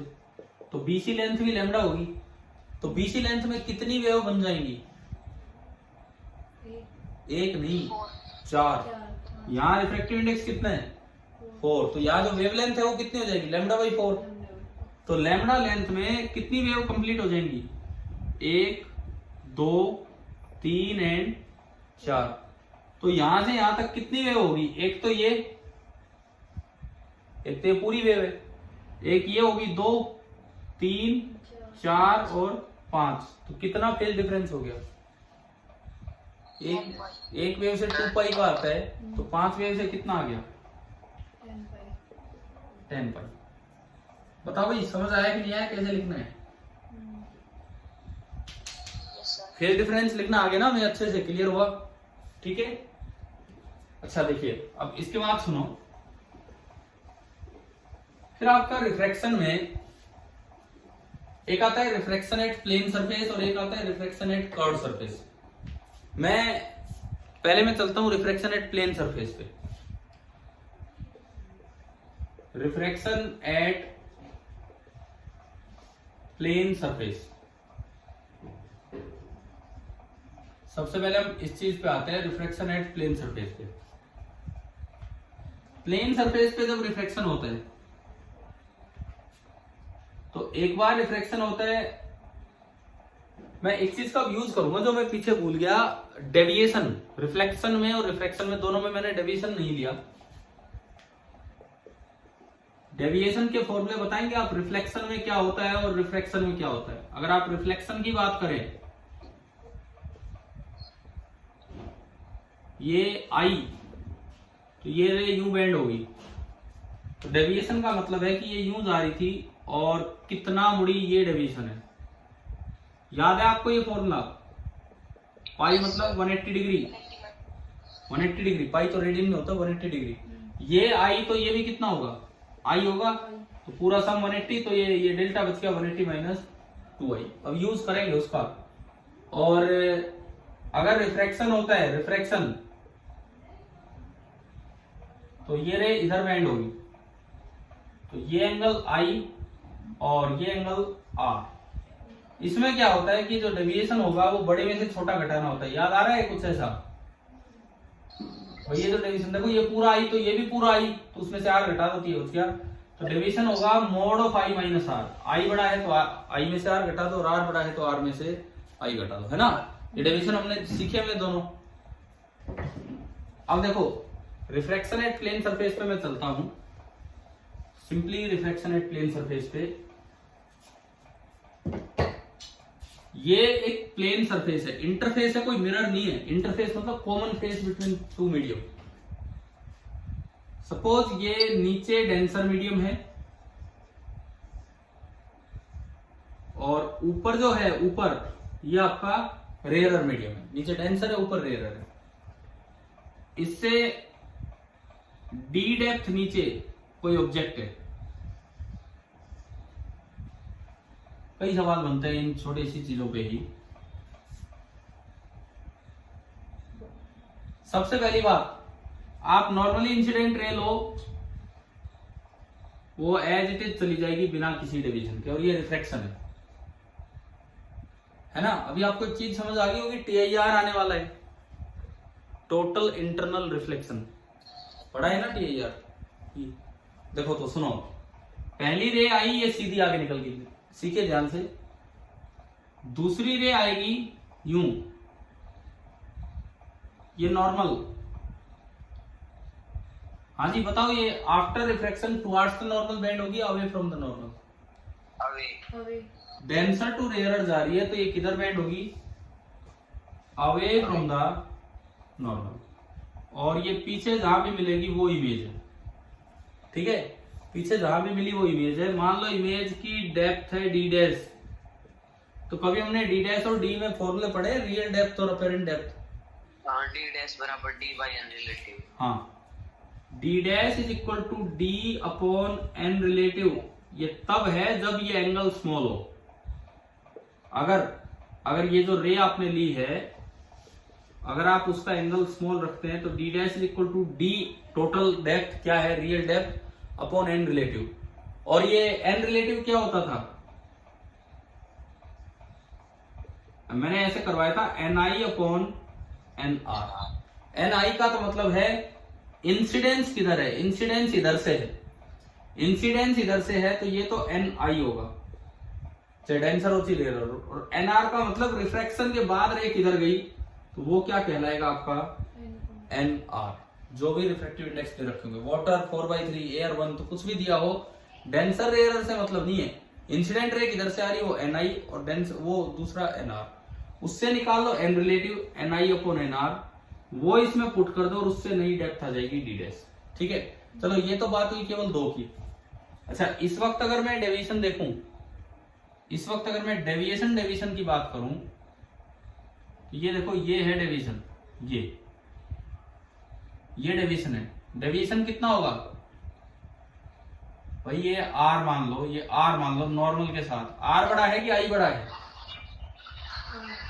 आर बड़ा है ना, तो डेविएशन कितना हो जाएगा? आर माइनस आई। फिर एक स्पेशल केस ऑफ रिफ्रैक्शन आता है। स्पेशल केस ऑफ रिफ्रैक्शन, जब ये एंगल बढ़ते बढ़ते 90 डिग्री हो जाए।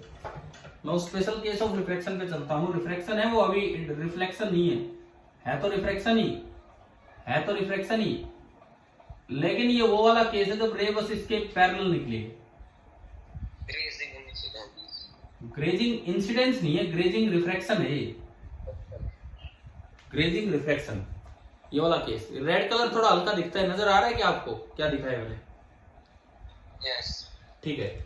इस वक्त जो एंगल होता है उसे C से डिनोट कर लेते हैं, या IC से भी डिनोट कर लेते हैं, क्रिटिकल एंगल। C या IC इसको बोलते हैं critical angle for these media. C या IC का मतलब है critical angle for these media, ठीक है। अब अगर मैं इस जगह स्नेल्स लॉ लगाऊं C की वैल्यू निकालने के लिए, इधर का रिफ्रैक्टिव इंडेक्स है NI, ठीक है। मान लो सपोज इसका रिफ्रैक्टिव इंडेक्स 1, एयर है, और इसका रिफ्रैक्टिव इंडेक्स वाटर है 4/3। मुझे ये निकालना है C की वैल्यू, तो आप फॉर्मूला लगाओ 4/3 इंटू साइन IC या साइन C, इधर का रिफ्रैक्टिव इंडेक्स इंटू इधर का एंगल बराबर 1 इंटू उधर एंगल कितना है 90 डिग्री, तो साइन 90 डिग्री और साइन 90 1, 1 तो यहां से साइन IC आ गया 3/4। अब उसकी वैल्यू नहीं पता तो पड़ा रहने दो, इसे इतना ही पड़ा रहने दो, कोई IC निकालने की जरूरत नहीं तो साइन इनवर्स में लिख के आ सकते कि IC इतना है। मतलब साइन, हमें फॉर्मूला याद ये रखना होता है कि जो sine of angle of incidence है that is equal to refractive index of rarer medium divided by refractive index of denser medium. Rarer से आप डेंसर को डिवाइड कर देंगे, तो ये आपका IC हो गया। अच्छा, इसके बाद क्या होगा, यहां तक तो धीरे धीरे रे मुड़ी, इसके बाद क्या होगा, इसके बाद मिरर नहीं लगा रखा फिर भी क्या होना स्टार्ट हो जाएगा, मिरर नहीं लगा रखा फिर भी क्या होना स्टार्ट हो जाएगा, रिफ्लेक्शन। ये मैंने कोई I लिया, थीटा लिया, theta is greater than C, तो यहां पे अब रिफ्लेक्शन होगा, और रिफ्लेक्शन होगा तो ये थीटा एंगल पे ही रिफ्लेक्ट होके गई। क्या समझ आ रहा है? इसको बोलते हैं TIR, टोटल इंटरनल रिफ्लेक्शन। और आप देखेंगे तो इस वक्त डेविएशन बढ़ गया एकदम से, ये बहुत ज्यादा हो गया डेविएशन। देखो यहां डेविएशन जो था इस समय डेविएशन ये था, ये रे अभी तक तो धीरे धीरे मुड़ रही थी, लेकिन जैसे ही रिफ्लेक्शन होगा बहुत ज्यादा मुड़ेगी। तो अगर कोई आपसे पूछे कि रिफ्लेक्शन एकदम से कब, डेविएशन एकदम से कब बढ़ता है, इस केस में डेविएशन, हाँ, जब रिफ्रैक्शन से रिफ्लेक्शन की तरफ आप जाओगे, जब रिफ्रैक्शन से रिफ्लेक्शन की तरफ आप जाओगे तो डेविएशन बढ़ेगा। अच्छा, रिफ्रैक्शन में तो डेविएशन था R-I, और रिफ्लेक्शन में डेविएशन होता है 180 degree minus 2 theta, 180 degree minus 2 theta. ठीक है, इसमें 2-3 बातों का हमें ध्यान रख लेना होता है, वो आप सुनिए। सबसे पहली बात, ये काफी इंपॉर्टेंट पार्ट होता है, इस पे न्यूमेरिकल आ जाते हैं।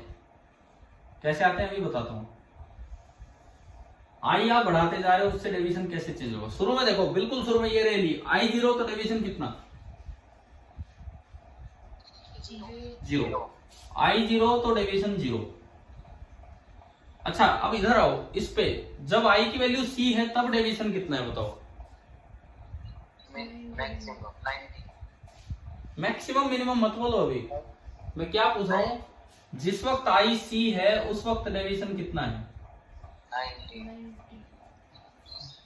अरे मैं रिफ्रैक्शन एंगल थोड़ी पूछ रहा हूं, मैं तो डेविएशन पूछ रहा हूं, डेविएशन। ये भाई रिफ्रैक्शन में डेविएशन का क्या फॉर्मूला है, R-I। R कितना है इस समय, 90, और I कितना है, C। तो इस वक्त जो डेविएशन होगा, कितना होगा, 90 माइनस C, मैंने उसे डेल्टा 1 बोल दिया। इस वक्त जो डेविएशन है that is 90 degree minus C। पहले ये बताओ क्या यहां तक समझ आया कि नहीं है? Yes sir. अगली बात, क्या यहां से यहां ग्राफ स्ट्रेट लाइन होगा या कर्व होगा, बस ये बात।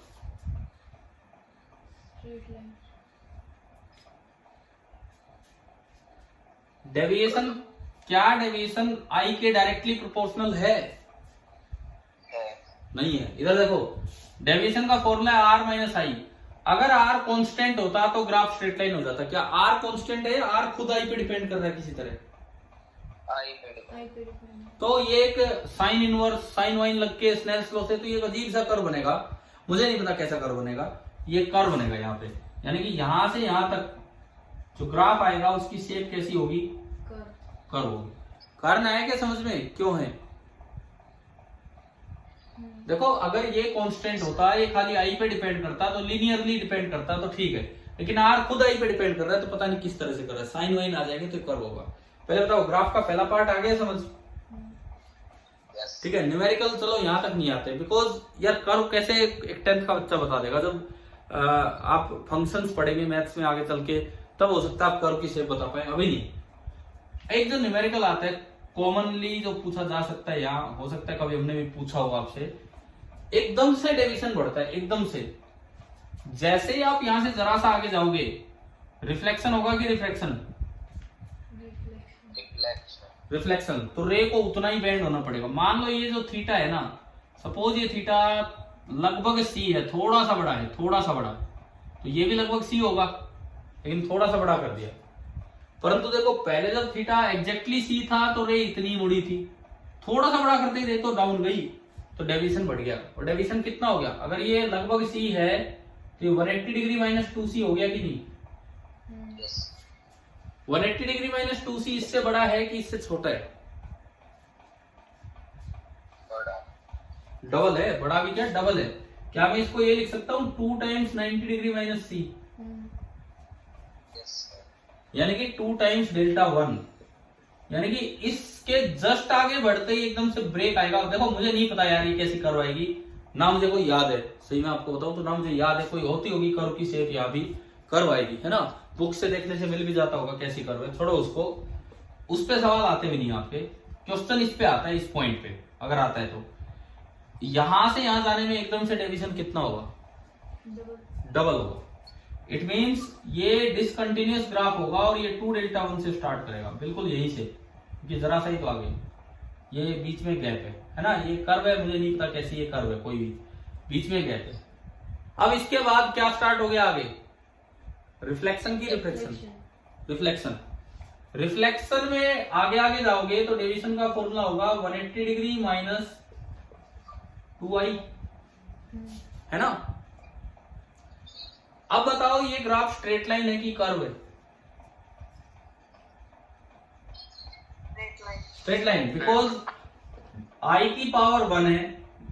दिक्कत यहां भी ये नहीं थी, या तो i की पावर वही है सेम, लेकिन दिक्कत कौन कर रहा था? r, जो खुद किस पे डिपेंड कर रहा है? i पे, साइन लॉ के अकॉर्डिंग। लेकिन इसमें वो टर्म कैसी है? कांस्टेंट। तो ग्राफ आएगा स्ट्रेट लाइन। अब ये बताओ i बढ़ाने पे डेविएशन बढ़ेगा कि कम होगा? कम होगा ना, घट रहा है। तो ये स्ट्रेट लाइन यूं आएगा नीचे की तरफ। क्या समझ आ गया है कि नहीं? देखो यहाँ कोई कर्व होगी जिसकी शेप मुझे नहीं पता, असल में तो मैं जानता भी नहीं, अभी मुझे याद भी नहीं है कि कैसी शेप होगी, लेकिन वो मैथ्स में जब आप फंक्शंस पढ़ेंगे, अगर मुझे पता होता मैं आपको बनवा ही देता कि भाई ये शेप है, ये शेप है, ठीक है। अभी मुझे याद नहीं है। दूसरी बात, शेप कैसी भी हो, कर्व ही नेचर होगा यहाँ पे ब्रेक होगा। क्वेश्चन अगर आता है तो इस पे आने के ज्यादा चांस होते हैं, ना इस पे ना उस पे, बल्कि इस पे, कि यहां से यहां जाने में एकदम से डेविएशन कितना होता है? डबल होता है, ठीक है। और उसके बाद फिर ये ग्राफ फिर से स्ट्रेट लाइन आएगा और ऐसा बनेगा। तो ये बताओ TIR यहां तक समझ आया? एक सवाल इस पे ये आ जाता है कि हम ऊपर से देख रहे हैं, ऊपर एयर है, नीचे वाटर है, ये ऑब्जेक्ट मुझे ना दिखे, उसके लिए मैं कितनी रेडियस की डिस्क रखूं या कितने एरिया की डिस्क रखूं कम से कम, कि ऑब्जेक्ट मुझे नजर ही ना आए बाहर से। मैं बाहर खड़ा हूं, मैं चाहता हूं कि मुझे ऑब्जेक्ट नजर ही ना आए। देखो इससे आगे वाली रे तो बाहर निकल ही नहीं रही है, जो मैंने ग्रीन रे बनाई है वो तो रिफ्लेक्ट होके अंदर ही रहेगी। यानी कि अगर मैं यहां तक के हिस्से को ढक दूं, इतने पार्ट को ढक दूं, तो क्या रे बाहर आ पाएगी? कोई रे बाहर नहीं आएगी। तो मैंने क्या किया, एक डिस्क ली इतने रेडियस की और उसको ढक दिया। अब कहीं से भी कोई रे बाहर नहीं आएगी और उसके आगे वाली रे तो अंदर ही रहेगी TIR की, तो मुझे ये नहीं दिख पाएगा, ठीक है। मान लो इस डिस्क का जो रेडियस है R है और ये डेप्थ है D, जहां पे ऑब्जेक्ट रखा है। तो देखो थोड़ा सा ज्योमेट्री लगाओ, ये C, ये नॉर्मल, तो ये भी C हो गया, अल्टरनेट इंटीरियर एंगल, है ना। अब इस ट्राइंगल में टेंजेंट C कितना होगा? इस ट्राइंगल में टेंजेंट C 10C, 10C कितना होगा? R/D। तो रेडियस ऑफ द डिस्क कितना आ गया? D into tangent C। और अगर पूछे एरिया, तो सर्कुलर डिस्क का एरिया कितना होता है? πr², और R हमने निकाल लिए। तो बताओ TIR पे इस तरह के सवाल हो जाएंगे। ठीक है, इसके बाद देखिए आगे देखें, TIR की जो एप्लीकेशंस हैं उनमें एक बड़ी अच्छी एप्लीकेशन होती है डायमंड। क्या नेचुरल डायमंड ब्रिलियंट होता है या कटिंग के बाद ब्रिलियंट होता है? कटिंग के बाद। कटिंग के बाद। चलो मैं आपसे ना बस मैं, क्योंकि अब समय भी कम है, मुझे 12:30 तक फिनिश भी करना है काम। अभी तो हम लेंस पे भी आएंगे, कई चीजें हैं। तो सुनो, एक आखिरी सवाल इस पे पूछता हूँ TIR वाले पे कि मुझे 2 डायमंड दिखाए गए,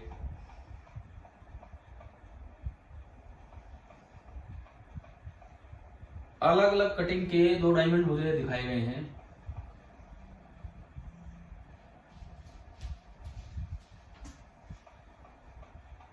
ठीक है, और आप सिंपली बस मैं जान चाहूंगा कि आप कितना समझे थे डायमंड को।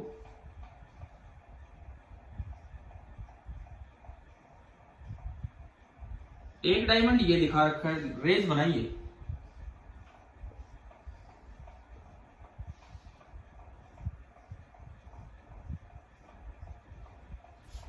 ये है डायमंड ए और ये है डायमंड बी, कौन सा ब्रिलियंट नजर आएगा? ए या बी? क्यों, क्या कारण है, बी क्यों ब्रिलियंट आएगा? क्योंकि उसमें इंटरनल रिफ्लेक्शन हो रहा है। एक ही कारण है, यूं मत देखना कि इसमें तो 2 बार ही हुआ उसमें 3-4 बार हो गया, ये नहीं देखना है। कभी सोचो कि इसमें 2 बार है उसमें 3-4 बार, क्या रीजन है? इसमें तो जो रे आई थी वो बाहर निकल गई, आप यहाँ वेट कर रहे हो कि डायमंड देखूंगा चमक दिखेगी, आपको तो इस रे का थोड़ा सा हिस्सा मिला, ज्यादातर हिस्सा तो कहां निकल गया? बाहर। लेकिन जब आप यहां देखोगे तो कुछ हिस्सा तो शुरू में ही आ गया और जो बचा हुआ पार्ट है वो भी घूम फिर के इधर ही आ रहा है। तो आपको कौन सा नजर आएगा ब्रिलियंट? दूसरे वाला। समझ गए? वो क्वेश्चन तो कैसे भी बना के दिए जा सकते हैं। अगर मैं आपका कल का पेपर बनाता तो पक्की बात है मैं एक सवाल आपको डायमंड पे देता और मैं कहीं से कोशिश करता कोई डायग्राम से और ऐसे देने की कि ब्रिलियंस ऑफ डायमंड भी इस पे पूछ रहे होते। समझ में आ रहा है क्या सवाल बन रहा है TIR पे? सर ये और एक बार रिपीट। क्या क्या क्या कह रहे हो? ये डायमंड वाला भी करवाए, रिपीट कर दो। रिपीट करूं क्या? देखिए, डायमंड ब्रिलियंट क्यों होता है, कभी पहले पढ़ाया तब भी बताया था। डायमंड ब्रिलियंट क्यों होता है? ऐसा नहीं है कि डायमंड के अंदर कोई लट्टू लगे हुए। क्या होता है कि डायमंड पे ऊपर से जो लाइट आई, कुछ % लाइट रिफ्लेक्ट होकर मेरी आंख में आई, बची हुई उसके अंदर गई, वो भी नीचे वाले बेस से बाहर ना निकल पाए और TIR होके और वापस ऊपर से ही आ जाए, तो मुझे लगेगा कि यार बड़ी लाइट है इसमें और ये डायमंड ब्रिलियंट नजर आएगा। और अगर ऐसा है कि कुछ % लाइट मेरी आंख में शुरू में है और बाकी नीचे से निकल गई बाहर, तो वो तो मेरे पास आई नहीं, तो मुझे वो डायमंड डल लगेगा। तो डायमंड की कटिंग इस तरह की जाती है कि नीचे वाले जो फेसेज है ना, वहां से भी TIR हो ताकि नीचे से कोई रे ना निकले और वो ऊपर से ही निकल के आ जाए, तब जाके डायमंड आपको ब्रिलियंट नजर आता है। बताओ, ब्रिलियंस ऑफ डायमंड समझ आ गया कि नहीं? Yes sir. ठीक है, चलिए आगे बढ़ते हैं। अब मैं लेंस की तरफ चलता हूं, क्योंकि रिफ्रैक्शन एट कर्व्ड सरफेस आपके आएगा तो लेंस पे ही आएगा। जैसे मैंने रिफ्लेक्शन एट प्लेन सरफेस पढ़ाया, यूं तो रिफ्लेक्शन एट कर्व्ड सरफेस अलग से भी होता है, लेकिन मैं लेंस पे चलता हूं, वो ज्यादा इंपॉर्टेंट आपके लिए। पहली बात, ये कॉन्वेक्स लेंस, कॉनकेव लेंस भी होता है इस तरह से। तो लेंस में ना 2 फोकस होते हैं, ध्यान है आपको? लेंस में 2 फोकस होते हैं। मेन फोकस होता है सेकंड फोकस, मेन फोकस होता है सेकंड फोकस। याद है कि नहीं बताओ थोड़ा बहुत? नहीं यार, इसका ये मतलब है फिर तो ये रिवीजन क्लास भी सुनो। चलो कुछ बच्चों को पता है, कुछ को नहीं पता, लेकिन मुझे लग रहा है ये जो 2 घंटे की रिवीजन क्लास हो रही है, क्योंकि कल टेस्ट में ऑप्टिक्स भी आ रहा है, तो शायद तो आपको कुछ बेनिफिट मिले, कुछ तो रिवाइज हुआ होगा ऑप्टिक्स का काम, है ना? वो तो चांस की बात है क्वेश्चन किस तरह के आते हैं, लेकिन कुछ तो रिवाइज हुआ है, कोई ना कोई सवाल तो टकरा ही जाएगा इन चीजों में से भी। तो लेंस के 2 फोकस होते हैं। मेन फोकस होता है सेकंड फोकस। सेकंड फोकस वो पोजीशन है कि अगर ऑब्जेक्ट इंफिनिटी पे हो, रेज पैरेलल आए तो वो जहां जाके मिलती हैं, रेज पैरेलल आए तो वो जहां जाके मिलेंगी, उसे क्या बोलते हैं हम? Second focus. और फर्स्ट फोकस क्या होता है कि अगर ऑब्जेक्ट वहां रखा हो तो रे पैरेलल हो जाए आफ्टर रिफ्रैक्शन। फर्स्ट फोकस क्या होता है कि अगर आपने ऑब्जेक्ट को वहां रख दिया तो आफ्टर रिफ्रैक्शन रेज पैरेलल हो जाए। तो ये तो है आपका फर्स्ट फोकस, और ये वाला जो पॉइंट था ये था आपका सेकंड फोकस। बताओ समझ आया क्या होते हैं फर्स्ट एंड सेकंड फोकस? ठीक है, जो फोकल लेंथ जो हम कोऑर्डिनेट देते हैं वो सेकंड फोकस को देते हैं। फोकल लेंथ जो हम बोलते हैं कि एफ सिंबल है, क्योंकि हम फॉर्मूलों पे आएंगे। लेंथ फॉर्मूला है 1/v minus 1/u equal to 1/f। Length formula है ये 1/v minus 1/u equal to 1/f। बताओ कोई गड़बड़ है इसमें? लेंथ फॉर्मूला लिखा है मैंने।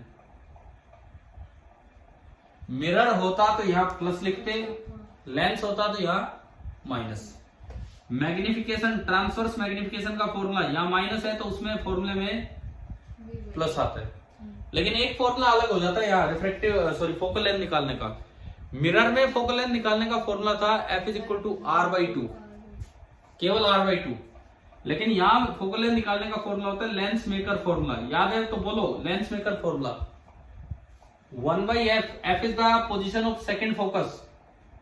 Refractive index of lens upon refractive index of surrounding minus 1 into 1/r1 minus 1/r2। याद है क्या भाई ये फॉर्मूला? Yes sir. इसमें R1 R2 इनकी पोजीशंस हैं। R1 इसका सेंटर, पहली सरफेस का सेंटर, और R2 दूसरी सरफेस का सेंटर। चलो मैं एक सवाल पूछता हूं, लेंस को पलट के रखने से क्या उसकी फोकल लेंथ चेंज हो जाती है कि नहीं? नहीं होती। No sir. नहीं होती। नहीं होती। ठीक है, नेगेटिव है तो नेगेटिव ही रहेगी, पॉजिटिव है तो पॉजिटिव रहेगी। दूसरा सवाल, अगर लेंस की फोकल लेंथ पॉजिटिव है तो वो कन्वर्जिंग है कि डाइवर्जिंग? कन्वर्जिंग, क्योंकि सेकंड फोकस आ गया और उसने रेज को समेट के वहां मिलवा दिया। लेंस की फोकल लेंथ नेगेटिव है तो कन्वर्जिंग है डाइवर्जिंग? डाइवर्जिंग। लेंस की पावर 0 है, पावर होती है 1/f। लेंस की पावर 0 जो डायोप्टर में दी जाती है, तो वो क्या करेगा? कन्वर्ज करेगा कि डाइवर्ज? प्लेन शीट की तरह काम करेगा, कुछ नहीं करेगा। और लेंस की पावर 0 तब होती है जब जितना रिफ्रैक्टिव इंडेक्स लेंस का हो उसको ऐसे मीडियम में रख दिया जाए कि बाहर का रिफ्रैक्टिव इंडेक्स भी उतना ही हो। समझ आया ना? क्यों? क्योंकि अगर रिफ्रैक्टिव इंडेक्स ऑफ लेंस और सराउंडिंग सेम होगा तो NL/NS कितना हो जाएगा? 1, और 1 - 1 0, तो 1/f 0, तो पावर भी कितनी आ गई? 0। दूसरी बात मैं आपसे पूछना चाहूंगा, क्या मैंने ऐसी चीजें पढ़ाई हैं पहले कि अगर दोनों साइड मीडियम अलग हो तो फोकल लेंथ कैसे निकालते हैं?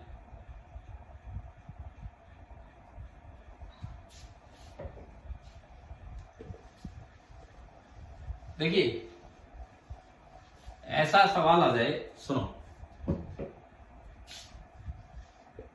दोनों साइड मीडियम अलग हो, ये एक लेंस है, इक्वी कॉन्वेक्स लेंस है।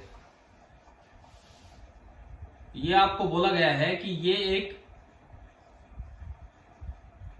इक्वी कॉन्वेक्स लेंस है, ठीक है। और जो रेडियस ऑफ कर्वेचर है दोनों साइड का 10 सेंटीमीटर है, दोनों ही साइड का रेडियस ऑफ कर्वेचर 10 सेंटीमीटर है। और हमें दिया गया है कि ये ग्लास है, ग्लास का रिफ्रैक्टिव इंडेक्स है 3/2, इधर वाटर है, वाटर का 4/3, और इधर एयर है, एयर का 1, और इधर की तरफ से रेज आ रही है, इधर की तरफ से रेज आ रही है। तो आपको ना फोकल लेंथ बतानी है कि कितनी होगी, फोकल लेंथ बतानी है। क्या ये सिखाया है या नहीं सिखाया है, ये बताओ।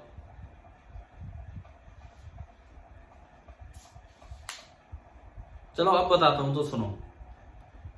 अगर आपको फोकस लोकेट करना है तो आप ऑब्जेक्ट को कहां मान लिया कीजिए? ऑब्जेक्ट कहां पे? इन्फिनिटी पे। अब अगर दोनों साइड मीडियम अलग है तो आप लेंथ वाली इक्वेशन मत लगाओ।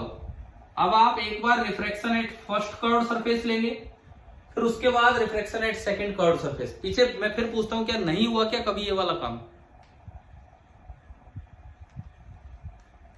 देख लीजिए, तो देख लीजिए, जवाब तो दिया कीजिए ना, यस और नो। देख लीजिए, अगर नहीं हुआ तो अभी ध्यान दीजिए। सबसे पहले आप फर्स्ट सरफेस पे रिफ्रैक्शन करवाएंगे। फर्स्ट सरफेस पे देखो, इस सिस्टम में क्या है कि लेंस मेकर फॉर्मूला नहीं लगेगा। 1/f का फॉर्मूला था refractive index of lens upon refractive index of surrounding minus 1/r1 minus 1/r2। बताओ क्या दिक्कत है, ये फॉर्मूला लगाने में दिक्कत क्या है यहाँ पे? सराउंडिंग का क्या लें, सराउंडिंग इधर तो ये है और इधर ये है, ये प्रॉब्लम है कि यहाँ क्या पुट करें। ठीक है, तो ऐसे में आपको क्या करना होता है, फोकल लेंथ लोकेट करनी। सबसे पहले आप ऑब्जेक्ट मानो इंफिनिटी पे और फर्स्ट सरफेस पे रिफ्रैक्शन करवाओ। उसके लिए n1 ये लो इधर वाला 4/3, n2 ये लो इधर वाला 3/2। रेडियस इसका आगे है तो रेडियस होगा 10। और रिफ्रैक्शन एट कर्व्ड सरफेस का फॉर्मूला होता है n2/v minus n1/u is equal to n2 minus n1 upon r। बताओ एक मिनट, ये बताओ क्या ये पढ़ा हुआ है क्या हमने, ये फॉर्मूला है ना? तो आपने फॉर्मूला लगाया n2 3/2, v मुझे निकालना है, माइनस n1 4/3, लेकिन नीचे इंफिनिटी आएगा तो हट जाएगा। n2 माइनस n1 पहले घटा लो, 3/2 माइनस 4/3, एलसीएम आया 6, 3 और 3 9, 9 माइनस 8 1/6। और r पॉजिटिव है और 10 है तो ये 60 बन गया। बताओ पहली इक्वेशन समझ आई कि? ठीक है, ये चीज 0, ये चीज 0।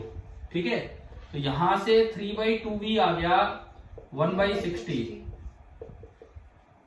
2 से गया 30, v आ रहा है 90। आप बताओ पहली इमेज क्लियर हुई, कहां बनी?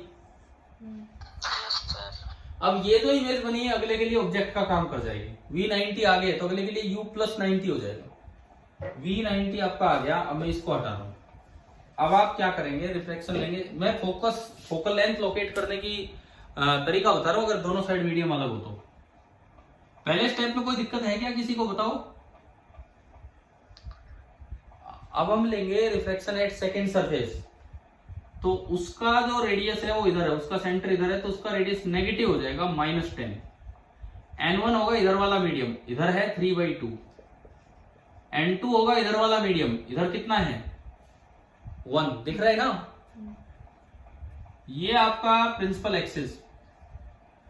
और जो u होगा वो होगा जो पिछली बार v आया है 90 सेंटीमीटर पे, तो u होगा 90। और अब जहां इमेज बनेगी, क्योंकि ऑब्जेक्ट आपने इंफिनिटी पे लिया था, तो अब जहां इमेज बनेगी उसको ही बोलेंगे सेकंड फोकस। इसमें फिर से लगा दो फॉर्मूला। समझ आ रहा है क्या कर रहे हैं हम? n2 है 1/v, v है f, माइनस n1 3/2 और u है प्लस का 90। n2 माइनस n1 करना है, पहले ही घटा लो। n2 minus n1 1 minus 3/2 minus 1/2 है, माइनस 1/2 और r आपका है -10, माइनस से माइनस गया, ये 30, 1/f minus 1/60 is equal to 1/20। तो 1/60 उधर जाके प्लस का होगा, एलसीएम आया 60, 3 और 1 4/60, 1/15। तो जो फोकल लेंथ आ गई वो आ गई 15 सेंटीमीटर। बताओ भाई समझ आया कैसे करना था?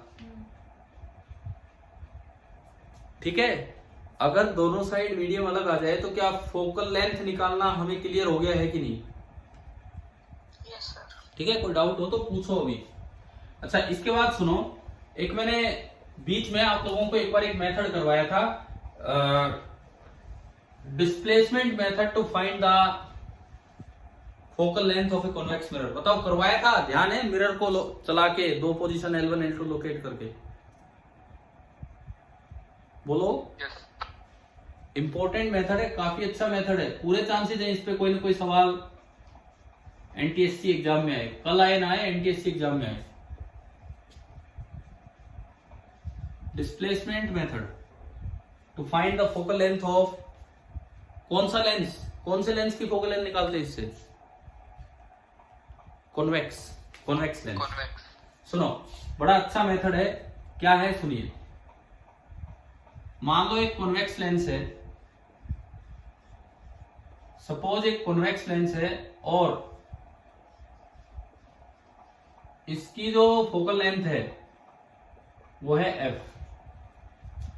तो अब क्या करो, एक स्क्रीन ले लो, ये एक स्क्रीन है, और एक ऑब्जेक्ट को फिक्स कर दो। सपोज ये मैंने एक ऑब्जेक्ट फिक्स कर दिया जिसकी हाइट है h, एक ऑब्जेक्ट फिक्स कर दिया जिसकी हाइट है h, और ये जो दूरी है इसको हम कैपिटल D से रिप्रेजेंट कर देते हैं। कैपिटल D जो है वो 4f से ज्यादा लेना है, ये थोड़ा ध्यान रखना होता है, दूरी थोड़ी ज्यादा लेनी होती है। अब आप क्या करो, लेंस को ना लेके चलो, लेंस को इधर से उधर ले जाते रहो। एक बार आपको एक लेंस की पोजीशन मिलेगी, इस पोजीशन को मैं नाम दे रहा हूं L1। एक पोजीशन मिलेगी जब आपको स्क्रीन पे एक शार्प इमेज नजर आएगी, लेकिन रियल इमेज है इन्वर्टेड नजर आएगी और बड़ी नजर आएगी, इन्वर्टेड नजर आएगी और बड़ी नजर आएगी। बताओ ये डायग्राम आ रहा है समझ? ठीक है, मान लो जो पहली इमेज नजर आई दैट इज साइज उसका है h1, और इस तरह से है कि अगर ये दूरी x है और ये दूरी y है, इस तरह से आपको मिल गया। ठीक है, ठीक है भाई, एक बार हमें मिला। डिस्प्लेसमेंट मेथड मतलब लेंस को डिस्प्लेस करते रहो, स्क्रीन को भी यहीं रहने दो। अब आप क्या करो, लेंस को चलो आगे निकलो, ऑब्जेक्ट वही है जहां मैं दोबारा से डायग्राम बनाता हूं। इमेज बड़ी क्यों बनी?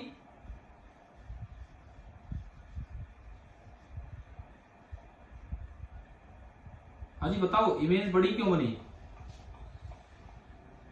क्योंकि सर से क्योंकि v ज्यादा है, ये डिस्टेंस ज्यादा है, v बाई यू होता है मैग्निफिकेशन, v ज्यादा है तो मैग्निफिकेशन एक से बड़ा होगा। अगली बार आपको एक और पोजीशन लेंस की मिलेगी जो कुछ इधर मिलेगी, इस पोजीशन को मैंने नाम दिया L2। ये इस तरह से मिलेगी कि अगर ये x ये y था तो ये इंटरचेंज हो जाते हैं, ये y हो जाता है और ये दूरी x हो जाती है। अब बताओ इमेज छोटी मिलेगी कि बड़ी मिलेगी? h से छोटी मिलेगी बड़ी मिलेगी? बोलिए। छोटी मिलेगी। अब जो इमेज है वो h से भी छोटी मिलेगी, और मैंने माना कि उसका साइज कितना है h2। h1 तो h से बड़ा था और h2 जो है वो h से छोटा है। मान लीजिए लेंस की इन दो पोजीशंस के बीच की दूरी है स्मॉल d, क्वेश्चंस में दिए रहते हैं सीधे। कैपिटल D दे दिया 90 सेंटीमीटर, स्मॉल d दे दिया 20 सेंटीमीटर, पूछा आपसे फोकल लेंथ बताओ। तो पहला फॉर्मूला कभी हमने बताया होगा आपको डिस्प्लेसमेंट मेथड के समय, बताओ कुछ ऐसा फॉर्मूला याद है, कुछ सिखाया था? हाँ भाई बोलिए। यस। नीचे क्या था? अगर कैपिटल D दे रखा है, स्मॉल d दे रखा है, दोनों पोजीशंस के बीच की दूरी, तो जो focal length of the lens है उसका फॉर्मूला होता है capital D square minus small d square upon 4d। ठीक है, और अगर d 0 हो, बाई चांस ऐसा हो कि एक ही पोजीशन मिली, बाई चांस ऐसा हो एक ही पोजीशन मिली और वो मिड पॉइंट है, तो दो पोजीशंस के बीच का गैप 0 हो गया। d अगर 0 होगा तो आपको दिख रहा है f कितना आ रहा है? d by 4। दूसरा रिलेशन, सेकंड रिलेशन, इसमें मैग्निफिकेशन एक बार यूं बताओ, इस समय u कितना है? -x है, दिख रहा है आपको? और v है y। लेंस में मैग्निफिकेशन होता है v बाई यू, होता है कि नहीं? तो मैंने पहला m1 निकाला, m1 पहले केस में v बाई यू किया तो क्या आएगा? Minus of y by x। समझ आ गया होगा, है ना? फिर यहां आओ, यहां पे u कितना है? -y। v कितना है लेंस से? x। तो यहां magnification m2 v by you किया आपने, v by you minus x by y। क्या ये दोनों लिखने आगे? बोलो बोलो, समझ आया? तो अब बताओ दूसरा फॉर्मूला m1 इंटू m2 क्या होगा? प्रोडक्ट। ये देखो ना, इनका प्रोडक्ट करो, माइनस माइनस तो 1 हो गया, और x से x कटा, y से y कटा, तो m1 इंटू m2 कितना हो गया? 1। समझ आ रहा है? तीसरा फॉर्मूला बात करेंगे साइज की। साइज की बात करेंगे हम। मैग्निफिकेशन का मतलब होता है height of image upon height of object. तो m1 बनेगा h1/h, हालांकि इन्वर्टेड इमेज है तो एक माइनस लग गया। ऐसे ही m2 बनेगा h2/h, फिर से इन्वर्टेड इमेज है तो एक माइनस लग गया, और ये प्रोडक्ट 1 है। देखो फॉर्मूला लगाते हो v/u, तो उसमें माइनस हमें नहीं लगाना, उसमें तो v और u में अपने आप आएगा। डायग्राम देख रहे हो, साइज देख के लिख रहे हो मैग्निफिकेशन हाइट से, तो प्लस माइनस आपको खुद लगाना पड़ेगा, है ना। माइनस माइनस क्या होगा, प्लस। यहां से हो गया h1 into h2 is equal to h², और यहां से height of object under root of h1 into h2। अगर इस तरह का डिस्प्लेसमेंट मेथड टाइप कोई है, एक बार हाइट मिला h1, एक बार हाइट मिली h2, तो जो ऑब्जेक्ट की हाइट होगी दोनों इमेजेस का ज्योमेट्रिक मीन है, इसको बोलते हैं geometric mean of h1 and h2। ये बताओ डिस्प्लेसमेंट मेथड आ गया समझ? मैंने एक रिपीट करवा दिया है, यस सर। ठीक है। एक इंपॉर्टेंट मेथड है, एनटीएससी में चांसेस होते हैं इस पे सवाल आने के। अच्छा, इसके बाद सुनो, आगे आता है कॉम्बिनेशन ऑफ लेंसेज। अब बस समय इतना ही है, मैं आपको बता देता हूँ। कॉम्बिनेशन ऑफ लेंसेज में लेंस इन कॉन्टेक्ट भी हो सकते हैं, लेंस इन दूर दूर भी हो सकते हैं। कॉन्टेक्ट में अगर हो, बस मैं ये फिनिशिंग लाइन बोल रहा हूँ, कॉन्टेक्ट में अगर हो लेंसेज, अगर कॉन्टेक्ट में हो तो आप सबसे पहले उसको रिप्लेस कर लो एक सिंगल लेंस से, जिसकी फोकल लेंथ क्या हो 1/f is equal to 1/f1 plus 1/f2। समझ आया? पढ़ा है ना ये हमने। या यूं कहें power p is equal to p1 plus p2। ये विद साइन है, सब कुछ विद साइन, ठीक है। एक लेंस से रिप्लेस करो और आगे बढ़ो। एक कॉन्केव लेंस है और एक कॉन्वेक्स लेंस है, दोनों कॉन्टेक्ट में है। इक्विवेलेंट लेंस किस तरह बिहेव करेगा? एक कॉन्केव लेंस है, एक कॉन्वेक्स लेंस है, दोनों कॉन्टेक्ट में है, तो किस तरह बिहेव करेगा इक्विवेलेंट लेंस? कॉन्वेक्स। अरे यार कैसे जवाब दे दिया बताओ? जब तक फोकल लेंथ ही नहीं पता मैं कैसे बता सकता हूं? एक कॉन्केव लेंस है, उसकी फोकल लेंथ नेगेटिव होती है। एक कॉन्वेक्स लेंस है, उसकी फोकल लेंथ पॉजिटिव होती है। आप पहले 1/f इक्विवेलेंट निकालो, बराबर 1/f1 प्लस 1/f2, दोनों की वैल्यू विद साइन पुट करो, सोल्व करो, या तो वो नेगेटिव आएगा या वो पॉजिटिव। अगर एफ इक्विवेलेंट नेगेटिव आया तो वो किस तरह काम करेगा? कॉन्केव की तरह। और अगर एफ इक्विवेलेंट पॉजिटिव आया तो कॉन्वेक्स की तरह, ठीक है। दूसरी बात, अगर कॉन्टेक्ट में नहीं है, दूर दूर है लेंस, तो क्या करें?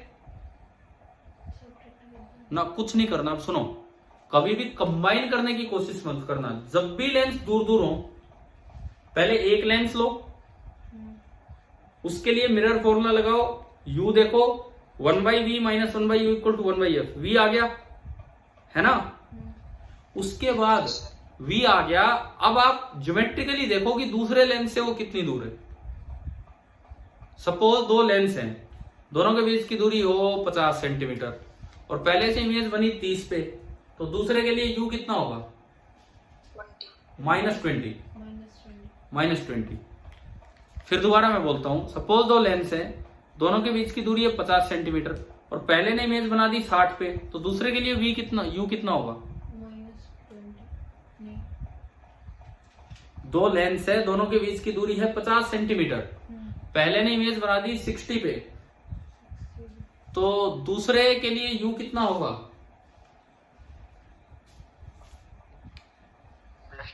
+10। मतलब अगर दो लेंस दूर दूर है, कभी भी कॉन्टेक्ट वाले फॉर्मूले मत लगाओ, कोशिश ही मत करो कोई और फॉर्मूला लगाने की। पहले के लिए लेंस फॉर्मूला लगा के u निकालो, वो u उस लेंस से v निकालो, सॉरी, पहले के लिए लेंस फॉर्मूला लगा के v निकालो, वो v अगले लेंस से आगे भी जा सकता है, अगले लेंस के पीछे भी रह सकता है। अगर अगले लेंस से आगे है तो देखो कितना आगे है उतना u पॉजिटिव हो जाएगा, अगले लेंस से पीछे तो देखो कितना पहले रह गए उतना u अगले का नेगेटिव। फोकल लेंथ अगले की लो, और फिर उससे आप नेक्स्ट से डिस्टेंस निकाल लो कि भाई कितना आ रहा है।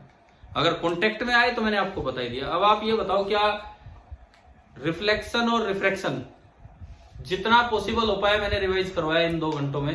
कुछ पार्ट्स आपके रिवाइज हो पाए, है ना। कुछ चीजें आपने नई भी सीखी होंगी, कुछ चीजें नई भी सीख ही लेते हैं हम रिवीजन टाइम में। कौन सी चीज नई सीखी है ये बताओ? फेज, एक तो फेज, ठीक है। डिस्प्लेसमेंट मेथड में पहले पढ़ा चुका था, एक बार फिर से मैंने रिवाइज करवा दिया, ठीक है। मेन जो सबसे नई बात थी वो फेज वाली बात थी जो हमने दोबारा से सीखा। अच्छा, एक और चीज मैं पूछूं, क्या मैं ये पहले करवा चुका था या नहीं कि दोनों साइड मीडियम अलग है तो फोकल लेंथ कैसे निकालते हैं, बताओ। दोनों साइड मीडियम अलग है तो फोकल लेंथ कैसे निकालते, क्या ये चीज पहले हुई थी या नहीं हुई थी?